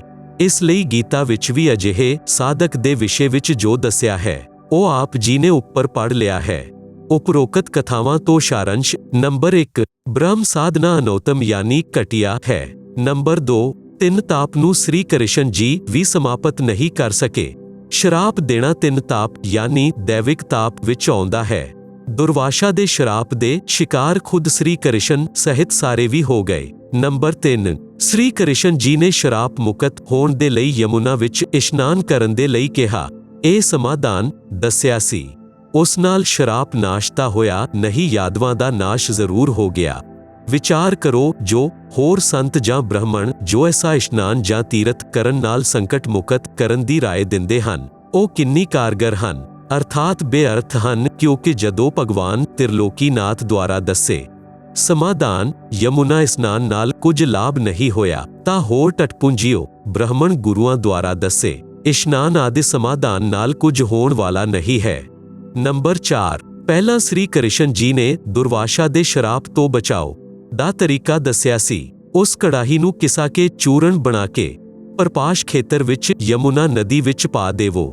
ਨਾ ਰਹੇਗਾ ਬਾਂਸ ਨਾ ਵੱਜੇਗੀ ਬੰਸੁਰੀ। ਬਾਂਸ ਵੀ ਰਹਿ ਗਿਆ 56 ਕਰੋੜ ਯਾਦਵਾਂ ਦੀ ਬੰਸੁਰੀ ਵੀ ਵੱਜ ਗਈ। ਸੱਜਣੋ ਵਰਤਮਾਨ ਵਿੱਚ ਬੁੱਧੀਮਾਨ ਮਾਨਵ ਹੈ ਸਿੱਖਿਅਤ ਹੈ। ਮੇਰੇ ਦੁਆਰਾ ਯਾਨੀ ਸੰਤ ਰਾਮਪਾਲ ਦਾਸ ਦੁਆਰਾ ਦੱਸੇ ਗਿਆਨ ਨੂੰ ਸ਼ਾਸਤਰ ਨਾਲ ਮਿਲਾਓ ਫਿਰ ਭਗਤੀ ਕਰਕੇ ਦੇਖੋ ਕੀ ਕਮਾਲ ਹੁੰਦਾ ਹੈ। ਆਪ ਜੀ ਸੁਣ ਰਹੇ ਹੋ ਜਗਤ ਗੁਰੂ ਤਤਵਦਰਸ਼ੀ ਸੰਤ ਰਾਮਪਾਲ ਜੀ ਮਹਾਰਾਜ ਦੁਆਰਾ ਲਿਖਤ ਕਿਤਾਬ ਜੀਨੇ ਕੀ ਰਾਹ ਦਾ ਪੰਨਾ ਨੰਬਰ 253। ਪ੍ਰਸੰਗ ਅੱਗੇ ਚਲਾਉਂਦੇ ਹਾਂ। ਨੰਬਰ 1 ਤਿੰਨੋਂ ਗੁਣ ਯਾਨੀ ਰਜਗੁਣ ਬ੍ਰਹਮਾ ਜੀ ਸਤਗੁਣ ਵਿਸ਼ਨੂੰ ਜੀ ਅਤੇ ਤਮਗੁਣ ਸ਼ਿਵ ਜੀ ਦੀ ਭਗਤੀ ਕਰਨਾ ਬੇਅਰਥ ਸਿੱਧ ਹੋਇਆ। ਨੰਬਰ 2 ਗੀਤਾ ਗਿਆਨ ਦਾਤਾ ਬ੍ਰਹਮ ਦੀ ਭਗਤੀ ਖੁਦ ਗੀਤਾ ਗਿਆਨ ਦਾਤਾ ਨੇ ਗੀਤਾ ਅਧਿਆਇ 7 ਸ਼ਲੋਕ 18 ਵਿੱਚ ਅਨੋਤਮ ਦੱਸੀ ਹੈ। ਉਸਨੇ ਗੀਤਾ ਅਧਿਆਇ 18 ਸ਼ਲੋਕ 62 ਵਿੱਚ ਉਸ ਪਰਮੇਸ਼ਵਰ ਅਰਥਾਤ ਪਰਮ ਅਕਸ਼ਰ ਬ੍ਰਹਮ ਦੀ ਸ਼ਰਨ ਵਿੱਚ ਜਾਣ ਨੂੰ ਕਿਹਾ ਹੈ। ਇਹ ਵੀ ਕਿਹਾ ਹੈ ਕਿ ਪਰਮੇਸ਼ਵਰ ਦੀ ਕਿਰਪਾ ਨਾਲ ਹੀ ਤੂੰ ਪਰਮ ਸ਼ਾਂਤੀ ਅਤੇ ਸਨਾਤਨ ਪਰਮਧਾਮ ਨੂੰ ਪ੍ਰਾਪਤ ਹੋਏਗਾ। ਨੰਬਰ 3 ਗੀਤਾ ਅਧਿਆਇ 15 ਸ਼ਲੋਕ 1 ਤੋਂ 4 ਵਿੱਚ ਸੰਸਾਰ ਰੂਪੀ ਰੁੱਖ ਦਾ ਵਰਣਨ ਹੈ ਅਤੇ ਤਤਵਦਰਸ਼ੀ ਸੰਤ ਦੀ ਪਹਿਚਾਣ ਵੀ ਦੱਸੀ ਹੈ। ਸੰਸਾਰ ਰੂਪੀ ਰੁੱਖ ਦੇ ਸਭ ਹਿੱਸੇ ਜੜ ਯਾਨੀ ਮੂਲ ਕੌਣ ਪਰਮੇਸ਼ਵਰ ਹੈ, ਤਣਾ ਕੌਣ ਪ੍ਰਭੂ ਹੈ, ਸ਼ਾਖਾਵਾਂ ਕੌਣ ਦੇਵਤਾ ਹਨ, ਪੱਤੇ ਰੂਪ ਸੰਸਾਰ ਦੱਸਿਆ ਹੈ। ਇਸ ਹੀ ਅਧਿਆਇ 15 ਸ਼ਲੋਕ 16 ਵਿੱਚ ਸਪਸ਼ਟ ਕੀਤਾ ਹੈ ਕਿ ਨੰਬਰ 1 ਛਰ ਪੁਰਸ਼ ਇਹ ਇੱਕ ਹੀ ਬ੍ਰਹਿਮੰਡ ਦਾ ਪ੍ਰਭੂ ਹੈ। ਇਸ ਬ੍ਰਹਮ ਕਾਲ ਬ੍ਰਹਮ ਜੋਤੀ ਨਿਰੰਜਨ ਵੀ ਕਿਹਾ ਜਾਂਦਾ ਹੈ। ਇਹ ਨਾਸ਼ਵਾਨ ਅਸੀਂ ਇਸ ਦੇ ਲੋਕ ਵਿੱਚ ਰਹਿ ਰਹੇ ਹਨ। ਅਸੀਂ ਇਸ ਦੇ ਲੋਕ ਤੋਂ ਮੁਕਤ ਹੋਣਾ ਹੈ ਅਤੇ ਆਪਣੇ ਪਰਮਾਤਮਾ ਕਬੀਰ ਜੀ ਦੇ ਕੋਲ ਸਤਲੋਕ ਵਿੱਚ ਜਾਣਾ ਹੈ। ਨੰਬਰ 2 ਅਕਸ਼ਰ ਪੁਰਸ਼ ਇਹ 7 ਸੰਖ ਬ੍ਰਹਿਮੰਡਾਂ ਦਾ ਪ੍ਰਭੂ ਹੈ। ਇਹ ਵੀ ਨਾਸ਼ਵਾਨ ਹੈ। ਅਸੀਂ ਇਸ ਦੇ 7 ਸੰਖ ਬ੍ਰਹਿਮੰਡਾਂ ਦੇ ਖੇਤਰ ਤੋਂ ਹੋ ਕੇ ਸਤਲੋਕ ਜਾਣਾ ਹੈ। ਇਸ ਲਈ ਇਸ ਦਾ ਟੋਲ ਟੈਕਸ ਦੇਣਾ ਹੈ। ਬਸ ਇਸ ਨਾਲ ਸਾਡਾ ਇੰਨਾ ਹੀ ਕੰਮ ਹੈ।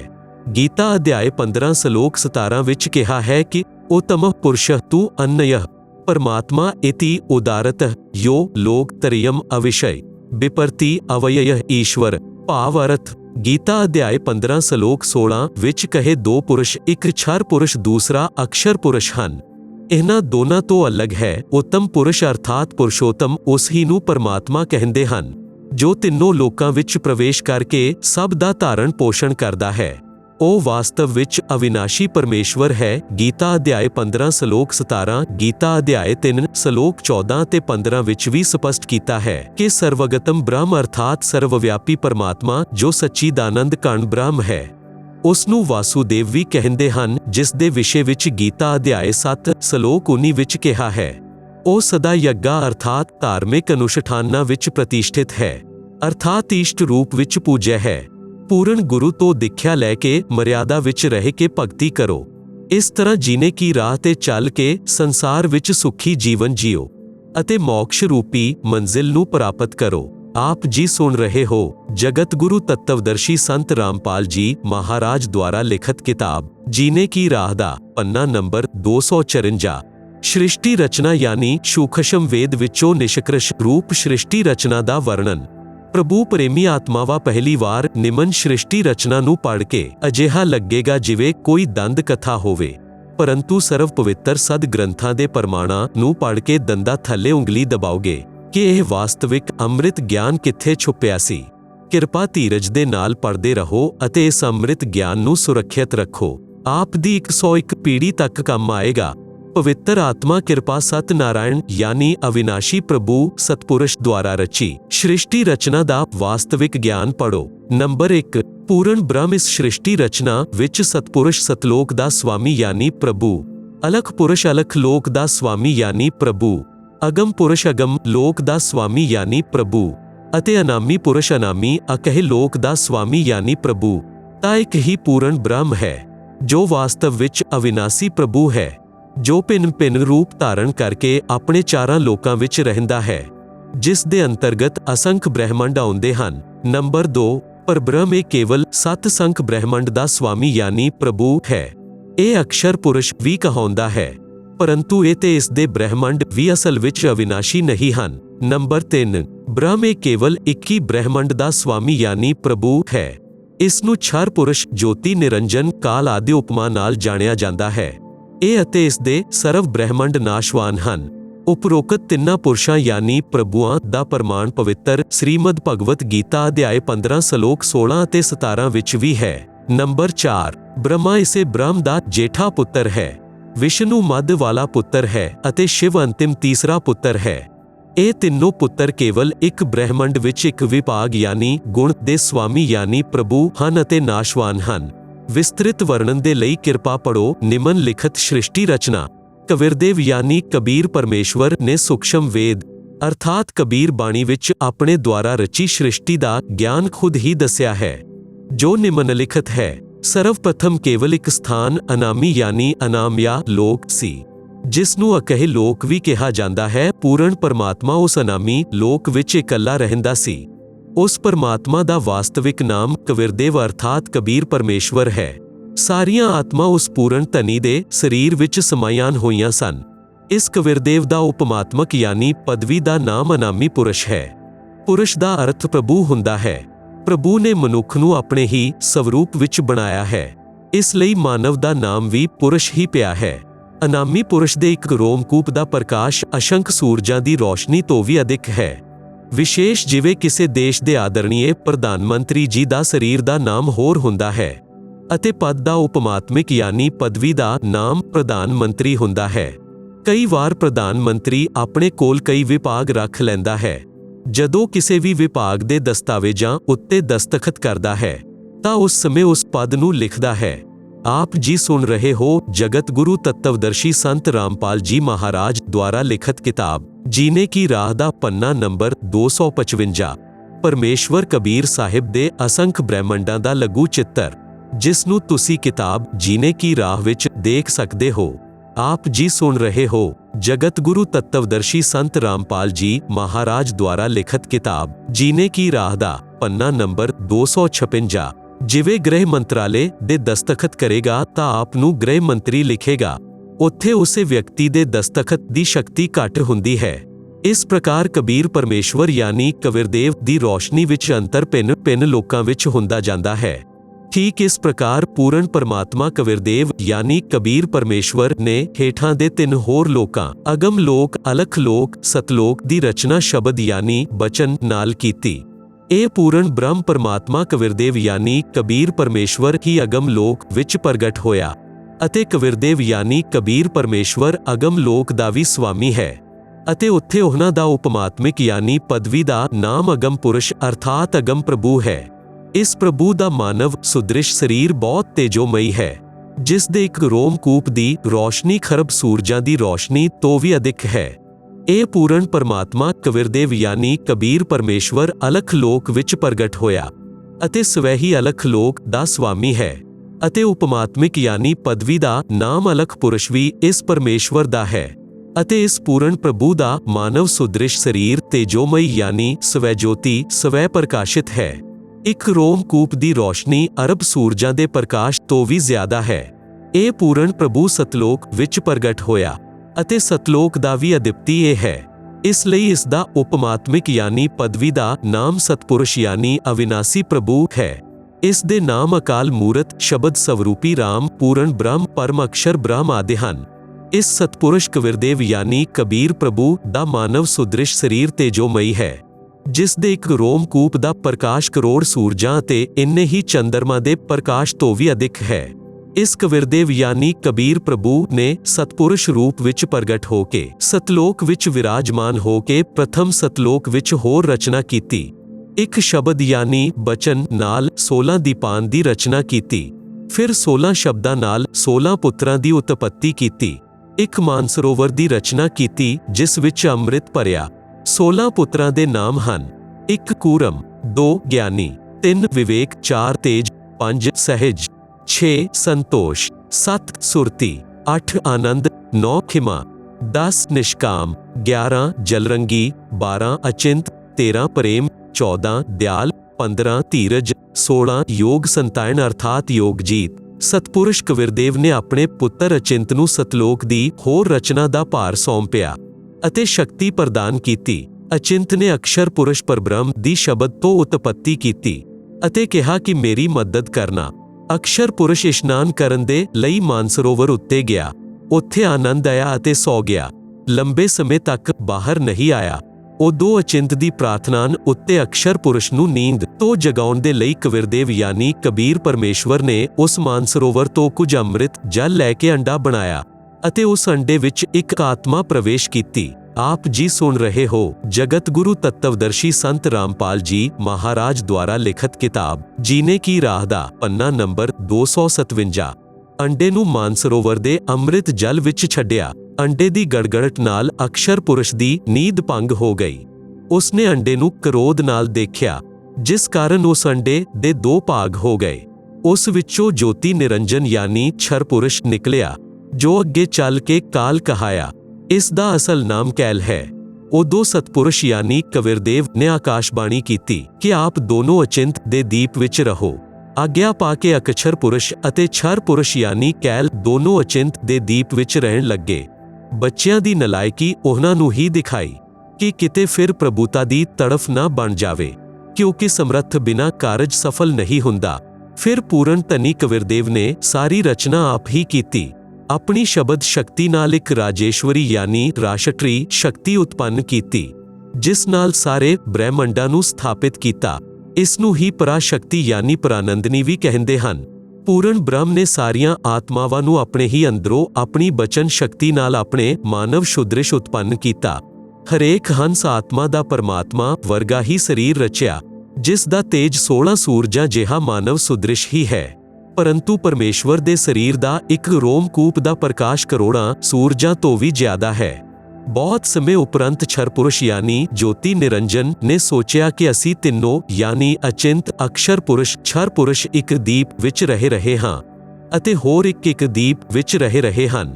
ਮੈਂ ਵੀ ਸਾਧਨਾ ਕਰਕੇ ਅਲੱਗ ਦੀਪ ਪ੍ਰਾਪਤ ਕਰਾਂਗਾ। ਉਸਨੇ ਐਸਾ ਵਿਚਾਰ ਕਰਕੇ ਇੱਕ ਪੈਰ ਉੱਤੇ ਖੜਾ ਹੋ ਕੇ 70 ਯੁੱਗ ਤੱਕ ਤਪ ਕੀਤਾ। ਆਤਮਾਵਾਂ ਕਾਲ ਦੇ ਜਾਲ ਵਿੱਚ ਕਿਵੇਂ ਫਸੀਆਂ। ਵਿਸ਼ੇਸ਼ ਜਦੋਂ ਬ੍ਰਹਮ ਯਾਨੀ ਜੋਤੀ ਨਿਰੰਜਨ ਤਪ ਕਰ ਰਿਹਾ ਸੀ, ਅਸੀਂ ਸਭ ਆਤਮਾ ਜੋ ਅੱਜ ਜੋਤੀ ਨਿਰੰਜਨ ਦੇ 21 ਬ੍ਰਹਿਮੰਡਾਂ ਵਿੱਚ ਰਹਿੰਦੀਆਂ ਹਨ, ਇਸ ਦੀ ਸਾਧਨਾ ਵੱਲ ਆਕਰਸ਼ਿਤ ਹੋ ਗਏ ਅਤੇ ਆਤਮਾ ਤੋਂ ਇਸ ਨੂੰ ਚਾਹਣ ਲੱਗੇ।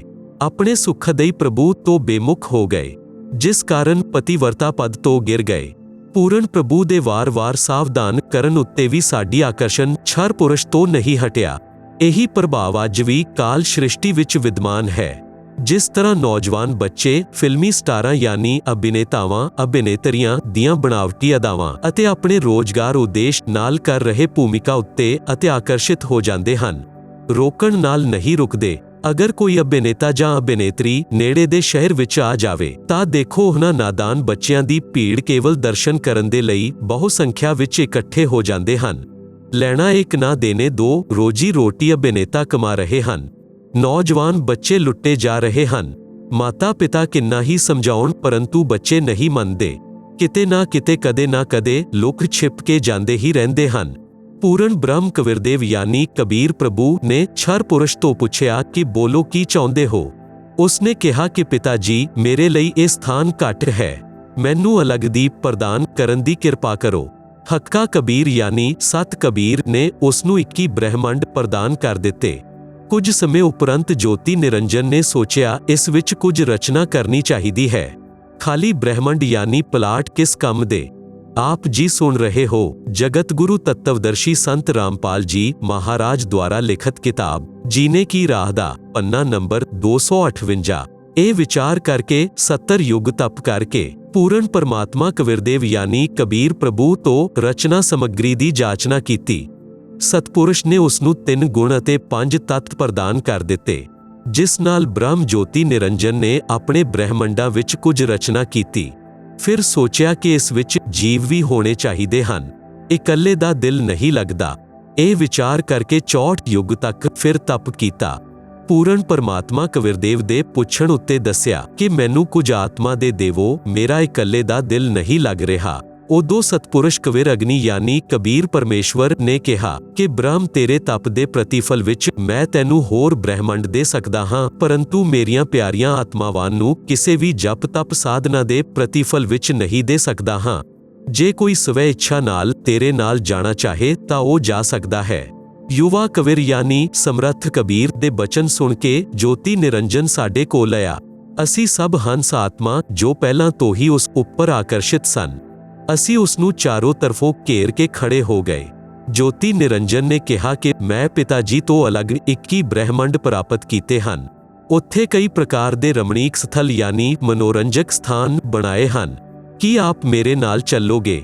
ਅਸੀਂ ਸਾਰੇ ਹੰਸਾਂ ਨੇ ਜੋ ਅੱਜ 21 ਬ੍ਰਹਿਮੰਡਾਂ ਵਿੱਚ ਪਰੇਸ਼ਾਨ ਹਾਂ ਕਿਹਾ ਕਿ ਅਸੀਂ ਤਿਆਰ ਹਾਂ, ਜੇਕਰ ਪਿਤਾ ਜੀ ਆਗਿਆ ਦੇ ਦੇਣ ਤਾਂ। ਉਦੋਂ ਛਰ ਪੁਰਸ਼ ਪੂਰਨ ਬ੍ਰਹਮ ਮਹਾਨ ਕਬੀਰ ਯਾਨੀ ਸਮਰੱਥ ਕਬੀਰ ਪ੍ਰਭੂ ਦੇ ਕੋਲ ਗਿਆ ਅਤੇ ਸਾਰੀ ਵਾਰਤਾ ਕਹੀ। ਉਦੋਂ ਕਬੀਰ ਅਗਨੀ ਯਾਨੀ ਕਬੀਰ ਪਰਮੇਸ਼ਵਰ ਨੇ ਕਿਹਾ ਕਿ ਮੇਰੇ ਸਾਹਮਣੇ ਸਵੀਕ੍ਰਿਤੀ ਦੇਣ ਵਾਲੇ ਨੂੰ ਆਗਿਆ ਦੇਵਾਂਗਾ। ਛਰ ਪੁਰਸ਼ ਅਤੇ ਪਰਮ ਅਕਸ਼ਰ ਪੁਰਸ਼ ਯਾਨੀ ਕਬੀਰ ਅਮਿਤੌਜਾ ਕਬੀਰ ਅਮਿਤੌਜਾ ਯਾਨੀ ਜਿਸ ਦੀ ਸ਼ਕਤੀ ਦਾ ਕੋਈ ਵਾਰ ਨਹੀਂ, ਉਹ ਕਬੀਰ ਦੋਨੋਂ ਅਸੀਂ ਸਾਰੀਆਂ ਹੰਸ ਆਤਮਾਵਾਂ ਦੇ ਕੋਲ ਆਏ। ਸਤ ਕਬੀਰਦੇਵ ਨੇ ਕਿਹਾ ਕਿ ਜੋ ਹੰਸ ਆਤਮਾ ਬ੍ਰਹਮ ਦੇ ਨਾਲ ਜਾਣਾ ਚਾਹੁੰਦਾ ਹੈ, ਹੱਥ ਉੱਪਰ ਕਰਕੇ ਸਵੀਕ੍ਰਿਤੀ ਦੇਵੇ। ਆਪਣੇ ਪਿਤਾ ਦੇ ਸਾਹਮਣੇ ਕਿਸੇ ਦੀ ਹਿੰਮਤ ਨਹੀਂ ਹੋਈ, ਕਿਸੇ ਨੇ ਸਵੀਕ੍ਰਿਤੀ ਨਹੀਂ ਦਿੱਤੀ। ਬਹੁਤ ਸਮੇਂ ਤੱਕ ਸਨਾਟਾ ਛਾਇਆ ਰਿਹਾ। ਉਦੋਂ ਪਿੱਛੋਂ ਇੱਕ ਹੰਸ ਆਤਮਾ ਨੇ ਸਾਹਸ ਕੀਤਾ ਤੇ ਕਿਹਾ ਕਿ ਪਿਤਾ ਜੀ ਮੈਂ ਜਾਣਾ ਚਾਹੁੰਦਾ ਹਾਂ। ਫਿਰ ਤਾਂ ਉਸ ਦੀ ਦੇਖਾ ਦੇਖੀ ਜੋ ਅੱਜ ਕਾਲ ਯਾਨੀ ਬ੍ਰਹਮ ਦੇ 21 ਬ੍ਰਹਿਮੰਡਾਂ ਵਿੱਚ ਫਸੀਆਂ ਹਨ, ਅਸੀਂ ਸਭ ਆਤਮਾਵਾਂ ਨੇ ਸਵੀਕ੍ਰਿਤੀ ਦੇ ਦਿੱਤੀ।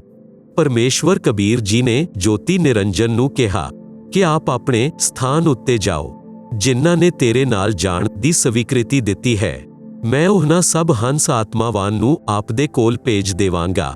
ਜੋਤੀ ਨਿਰੰਜਨ ਆਪਣੇ 21 ਬ੍ਰਹਿਮੰਡਾਂ ਵਿੱਚ ਚਲਾ ਗਿਆ। ਉਸ ਸਮੇਂ ਤੱਕ ਇਹ 21 ਬ੍ਰਹਿਮੰਡ ਸਤਲੋਕ ਵਿੱਚ ਹੀ ਸਨ। ਉਦੋਂ ਪਿੱਛੋਂ ਪੂਰਨ ਬ੍ਰਹਮ ਨੇ ਸਭ ਤੋਂ ਪ੍ਰਥਮ ਸਵੀਕ੍ਰਿਤੀ ਦੇਣ ਵਾਲੇ ਹੰਸ ਨੂੰ ਲੜਕੀ ਦਾ ਰੂਪ ਦਿੱਤਾ, ਪਰੰਤੂ ਇਸਤਰੀ ਇੰਦਰੀ ਨਹੀਂ ਰਚੀ ਅਤੇ ਉਹਨਾਂ ਸਭ ਆਤਮਾਵਾਂ ਨੂੰ ਜਿਨ੍ਹਾਂ ਨੇ ਜੋਤੀ ਨਿਰੰਜਨ ਯਾਨੀ ਬ੍ਰਹਮ ਦੇ ਨਾਲ ਜਾਣ ਦੀ ਸਹਿਮਤੀ ਦਿੱਤੀ ਸੀ, ਉਸ ਲੜਕੀ ਦੇ ਸਰੀਰ ਵਿੱਚ ਪ੍ਰਵੇਸ਼ ਕਰ ਦਿੱਤਾ ਅਤੇ ਉਸ ਦਾ ਨਾਮ ਅਸ਼ਟਰਾ ਆਦਿ ਮਾਇਆ ਪ੍ਰਕਿਰਤੀ ਦੇਵੀ ਦੁਰਗਾ ਪਿਆ। ਅਤੇ ਸਤਪੁਰਸ਼ ਨੇ ਕਿਹਾ ਕਿ ਪੁੱਤਰੀ ਮੈਂ ਤੈਨੂੰ ਸ਼ਬਦ ਸ਼ਕਤੀ ਪ੍ਰਦਾਨ ਕਰ ਦਿੱਤੀ ਹੈ, ਜਿੰਨੇ ਵੀ ਜੀਵ ਬ੍ਰਹਮ ਕਹੇ ਉਤਪੰਨ ਕਰ ਦੇਣਾ। ਪੂਰਨ ਬ੍ਰਹਮ ਕਬੀਰਦੇਵ ਯਾਨੀ ਕਬੀਰ ਸਾਹਿਬ ਆਪਣੇ ਪੁੱਤਰ ਸਹਿਜਦਾਸ ਦੇ ਦੁਆਰਾ ਪ੍ਰਕਿਰਤੀ ਨੂੰ ਛਰ ਪੁਰਸ਼ ਦੇ ਕੋਲ ਭੇਜ ਦਿੱਤਾ। ਸਹਿਜਦਾਸ ਨੇ ਜੋਤੀ ਨਿਰੰਜਨ ਨੂੰ ਦੱਸਿਆ ਕਿ ਪਿਤਾ ਜੀ ਨੇ ਇਸ ਪੈਣ ਦੇ ਸਰੀਰ ਵਿੱਚ ਉਹਨਾਂ ਸਭ ਆਤਮਾਵਾਂ ਨੂੰ ਪ੍ਰਵੇਸ਼ ਕਰ ਦਿੱਤਾ ਹੈ। आप जी सुन रहे हो जगत गुरु तत्वदर्शी संत रामपाल जी महाराज द्वारा लिखित किताब जीने की राह दा पन्ना नंबर 259, जिन्हां ने तेरे नाल जाण दी सहमति प्रगट कीती सी ਅਤੇ ਇਸ ਪੈਣ ਨੂੰ ਬਚਨ ਸ਼ਕਤੀ ਪ੍ਰਦਾਨ ਕੀਤੀ ਹੈ। ਆਪ ਜਿੰਨੇ ਜੀਵ ਚਾਹੋਗੇ ਪ੍ਰਕਿਰਤੀ ਆਪਣੇ ਸ਼ਬਦ ਨਾਲ ਉਤਪੰਨ ਕਰ ਦੇਵੇਗੀ। ਇਹ ਕਹਿ ਕੇ ਸਹਿਜਦਾਸ ਆਪਣੇ ਦੀਪ ਵਿੱਚ ਵਾਪਸ ਆ ਗਿਆ। ਯੁਵਾ ਹੋਣ ਦੇ ਕਾਰਨ ਲੜਕੀ ਦਾ ਰੰਗ ਰੂਪ ਨਿਖਰਿਆ ਹੋਇਆ ਸੀ।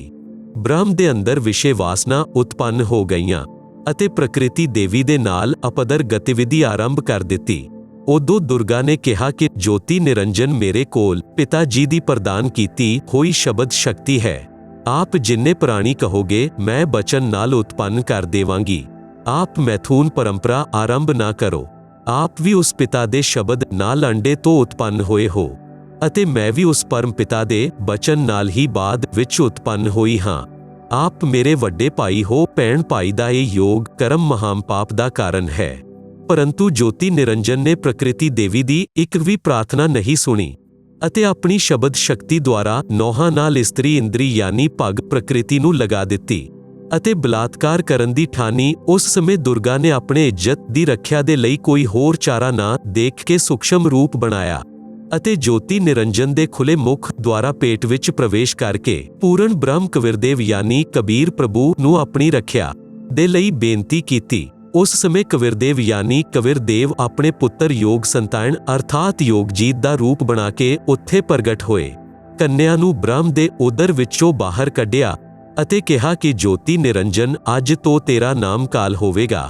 ਤੇਰੇ ਜਨਮ ਮ੍ਰਿਤੂ ਹੁੰਦੇ ਰਹਿਣਗੇ, ਇਸ ਲਈ ਤੇਰਾ ਨਾਮ ਛਰਪੁਰਸ਼ ਹੋਵੇਗਾ ਅਤੇ 1 ਲੱਖ ਮਾਨਵ ਸਰੀਰ ਧਾਰੀ ਪ੍ਰਾਣੀਆਂ ਨੂੰ ਪ੍ਰਤੀ ਦਿਨ ਖਾਇਆ ਕਰੇਗਾ ਅਤੇ 1.25 ਲੱਖ ਉਤਪੰਨ ਕਰਿਆ ਕਰੇਗਾ। ਆਪ ਦੋਨਾਂ ਨੂੰ 21 ਬ੍ਰਹਿਮੰਡਾਂ ਸਮੇਤ ਨਿਸ਼ਕਾਸ਼ਿਤ ਕੀਤਾ ਜਾਂਦਾ ਹੈ। ਇੰਨਾ ਕਹਿੰਦੇ ਹੀ 21 ਬ੍ਰਹਿਮੰਡ ਵਿਮਾਨ ਦੀ ਤਰ੍ਹਾਂ ਚੱਲ ਪਏ। ਸਹਿਜਦਾਸ ਦੇ ਦੀਪ ਦੇ ਕੋਲ ਦੀ ਹੁੰਦੇ ਹੋਏ ਸਤਲੋਕ ਤੋਂ 16 ਸੰਖ ਕੋਸ, ਇੱਕ ਕੋਸ ਲਗਭਗ 3 ਕਿਲੋਮੀਟਰ ਦਾ ਹੁੰਦਾ ਹੈ, ਦੀ ਦੂਰੀ ਉੱਪਰ ਆ ਕੇ ਰੁਕ ਗਏ। ਵਿਸ਼ੇਸ਼ ਵਰਣਨ ਹੁਣ ਤੱਕ 3 ਸ਼ਕਤੀਆਂ ਦਾ ਵਰਣਨ ਆਇਆ ਹੈ। ਇੱਕ ਪੂਰਨ ਬ੍ਰਹਮ ਜਿਸ ਨੂੰ ਹੋਰ ਉਪਮਾਤਮਕ ਨਾਵਾਂ ਨਾਲ ਵੀ ਜਾਣਿਆ ਜਾਂਦਾ ਹੈ, ਜਿਵੇਂ ਸਤਪੁਰਸ਼, ਅਕਾਲ ਪੁਰਸ਼, ਸ਼ਬਦ ਸਰੂਪੀ ਰਾਮ, ਪਰਮ ਅਕਸ਼ਰ ਬ੍ਰਹਮ ਪੁਰਸ਼ ਆਦਿ। ਪੂਰਨ ਬ੍ਰਹਮ ਇਹ ਅਸੰਖ ਬ੍ਰਹਿਮੰਡਾਂ ਦਾ ਸਵਾਮੀ ਹੈ ਅਤੇ ਅਸਲ ਵਿੱਚ ਅਵਿਨਾਸ਼ੀ ਹੈ। 2 ਪਰਬ੍ਰਹਮ ਜਿਸ ਨੂੰ ਅਕਸ਼ਰ ਪੁਰਸ਼ ਵੀ ਕਿਹਾ ਜਾਂਦਾ ਹੈ, ਇਹ ਵਾਸਤਵ ਵਿੱਚ ਅਵਿਨਾਸ਼ੀ ਨਹੀਂ ਹੈ। ਇਹ 7 ਸੰਖ ਬ੍ਰਹਿਮੰਡਾਂ ਦਾ ਸਵਾਮੀ ਹੈ। 3 ਬ੍ਰਹਮ ਜਿਸ ਨੂੰ ਜੋਤੀ ਨਿਰੰਜਨ, ਕਾਲ, ਕੈਲ, ਛਰ ਪੁਰਸ਼ ਅਤੇ ਧਰਮਰਾਏ ਆਦਿ ਨਾਵਾਂ ਨਾਲ ਜਾਣਿਆ ਜਾਂਦਾ ਹੈ, ਜੋ ਕੇਵਲ 21 ਬ੍ਰਹਿਮੰਡਾਂ ਦਾ ਸਵਾਮੀ ਹੈ।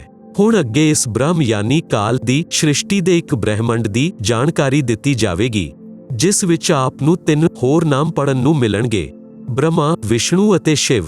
ਬ੍ਰਹਮ ਅਤੇ ਬ੍ਰਹਮਾ ਵਿੱਚ ਭੇਦ। ਇੱਕ ਬ੍ਰਹਿਮੰਡ ਵਿੱਚ ਬਣੇ ਸਭ ਤੋਂ ਉੱਪਰ ਸਥਾਨ ਉੱਤੇ ਬ੍ਰਹਮ ਯਾਨੀ ਛਰ ਪੁਰਸ਼ ਸਵੈ 3 ਗੁਪਤ ਸਥਾਨਾਂ ਦੀ ਰਚਨਾ ਕਰਕੇ ਬ੍ਰਹਮਾ, ਵਿਸ਼ਨੂੰ ਅਤੇ ਸ਼ਿਵ ਰੂਪ ਵਿੱਚ ਰਹਿੰਦਾ ਹੈ ਅਤੇ ਆਪਣੀ ਪਤਨੀ ਪ੍ਰਕਿਰਤੀ ਯਾਨੀ ਦੁਰਗਾ ਦੇ ਸਹਿਯੋਗ ਨਾਲ 3 ਪੁੱਤਰਾਂ ਦੀ ਉਤਪੱਤੀ ਕਰਦਾ ਹੈ। ਆਪ ਜੀ ਸੁਣ ਰਹੇ ਹੋ ਜਗਤ ਗੁਰੂ ਤਤਵਦਰਸ਼ੀ ਸੰਤ ਰਾਮਪਾਲ ਜੀ ਮਹਾਰਾਜ ਦੁਆਰਾ ਲਿਖਿਤ ਕਿਤਾਬ ਜੀਨੇ ਕੀ ਰਾਹ ਦਾ ਪੰਨਾ ਨੰਬਰ 260। ਇੱਕ ਬ੍ਰਹਿਮੰਡ ਦਾ ਲਘੂ ਚਿੱਤਰ ਜਿਸ ਨੂੰ ਤੁਸੀਂ ਕਿਤਾਬ ਜੀਨੇ ਕੀ ਰਾਹ ਵਿੱਚ ਦੇਖ ਸਕਦੇ ਹੋ।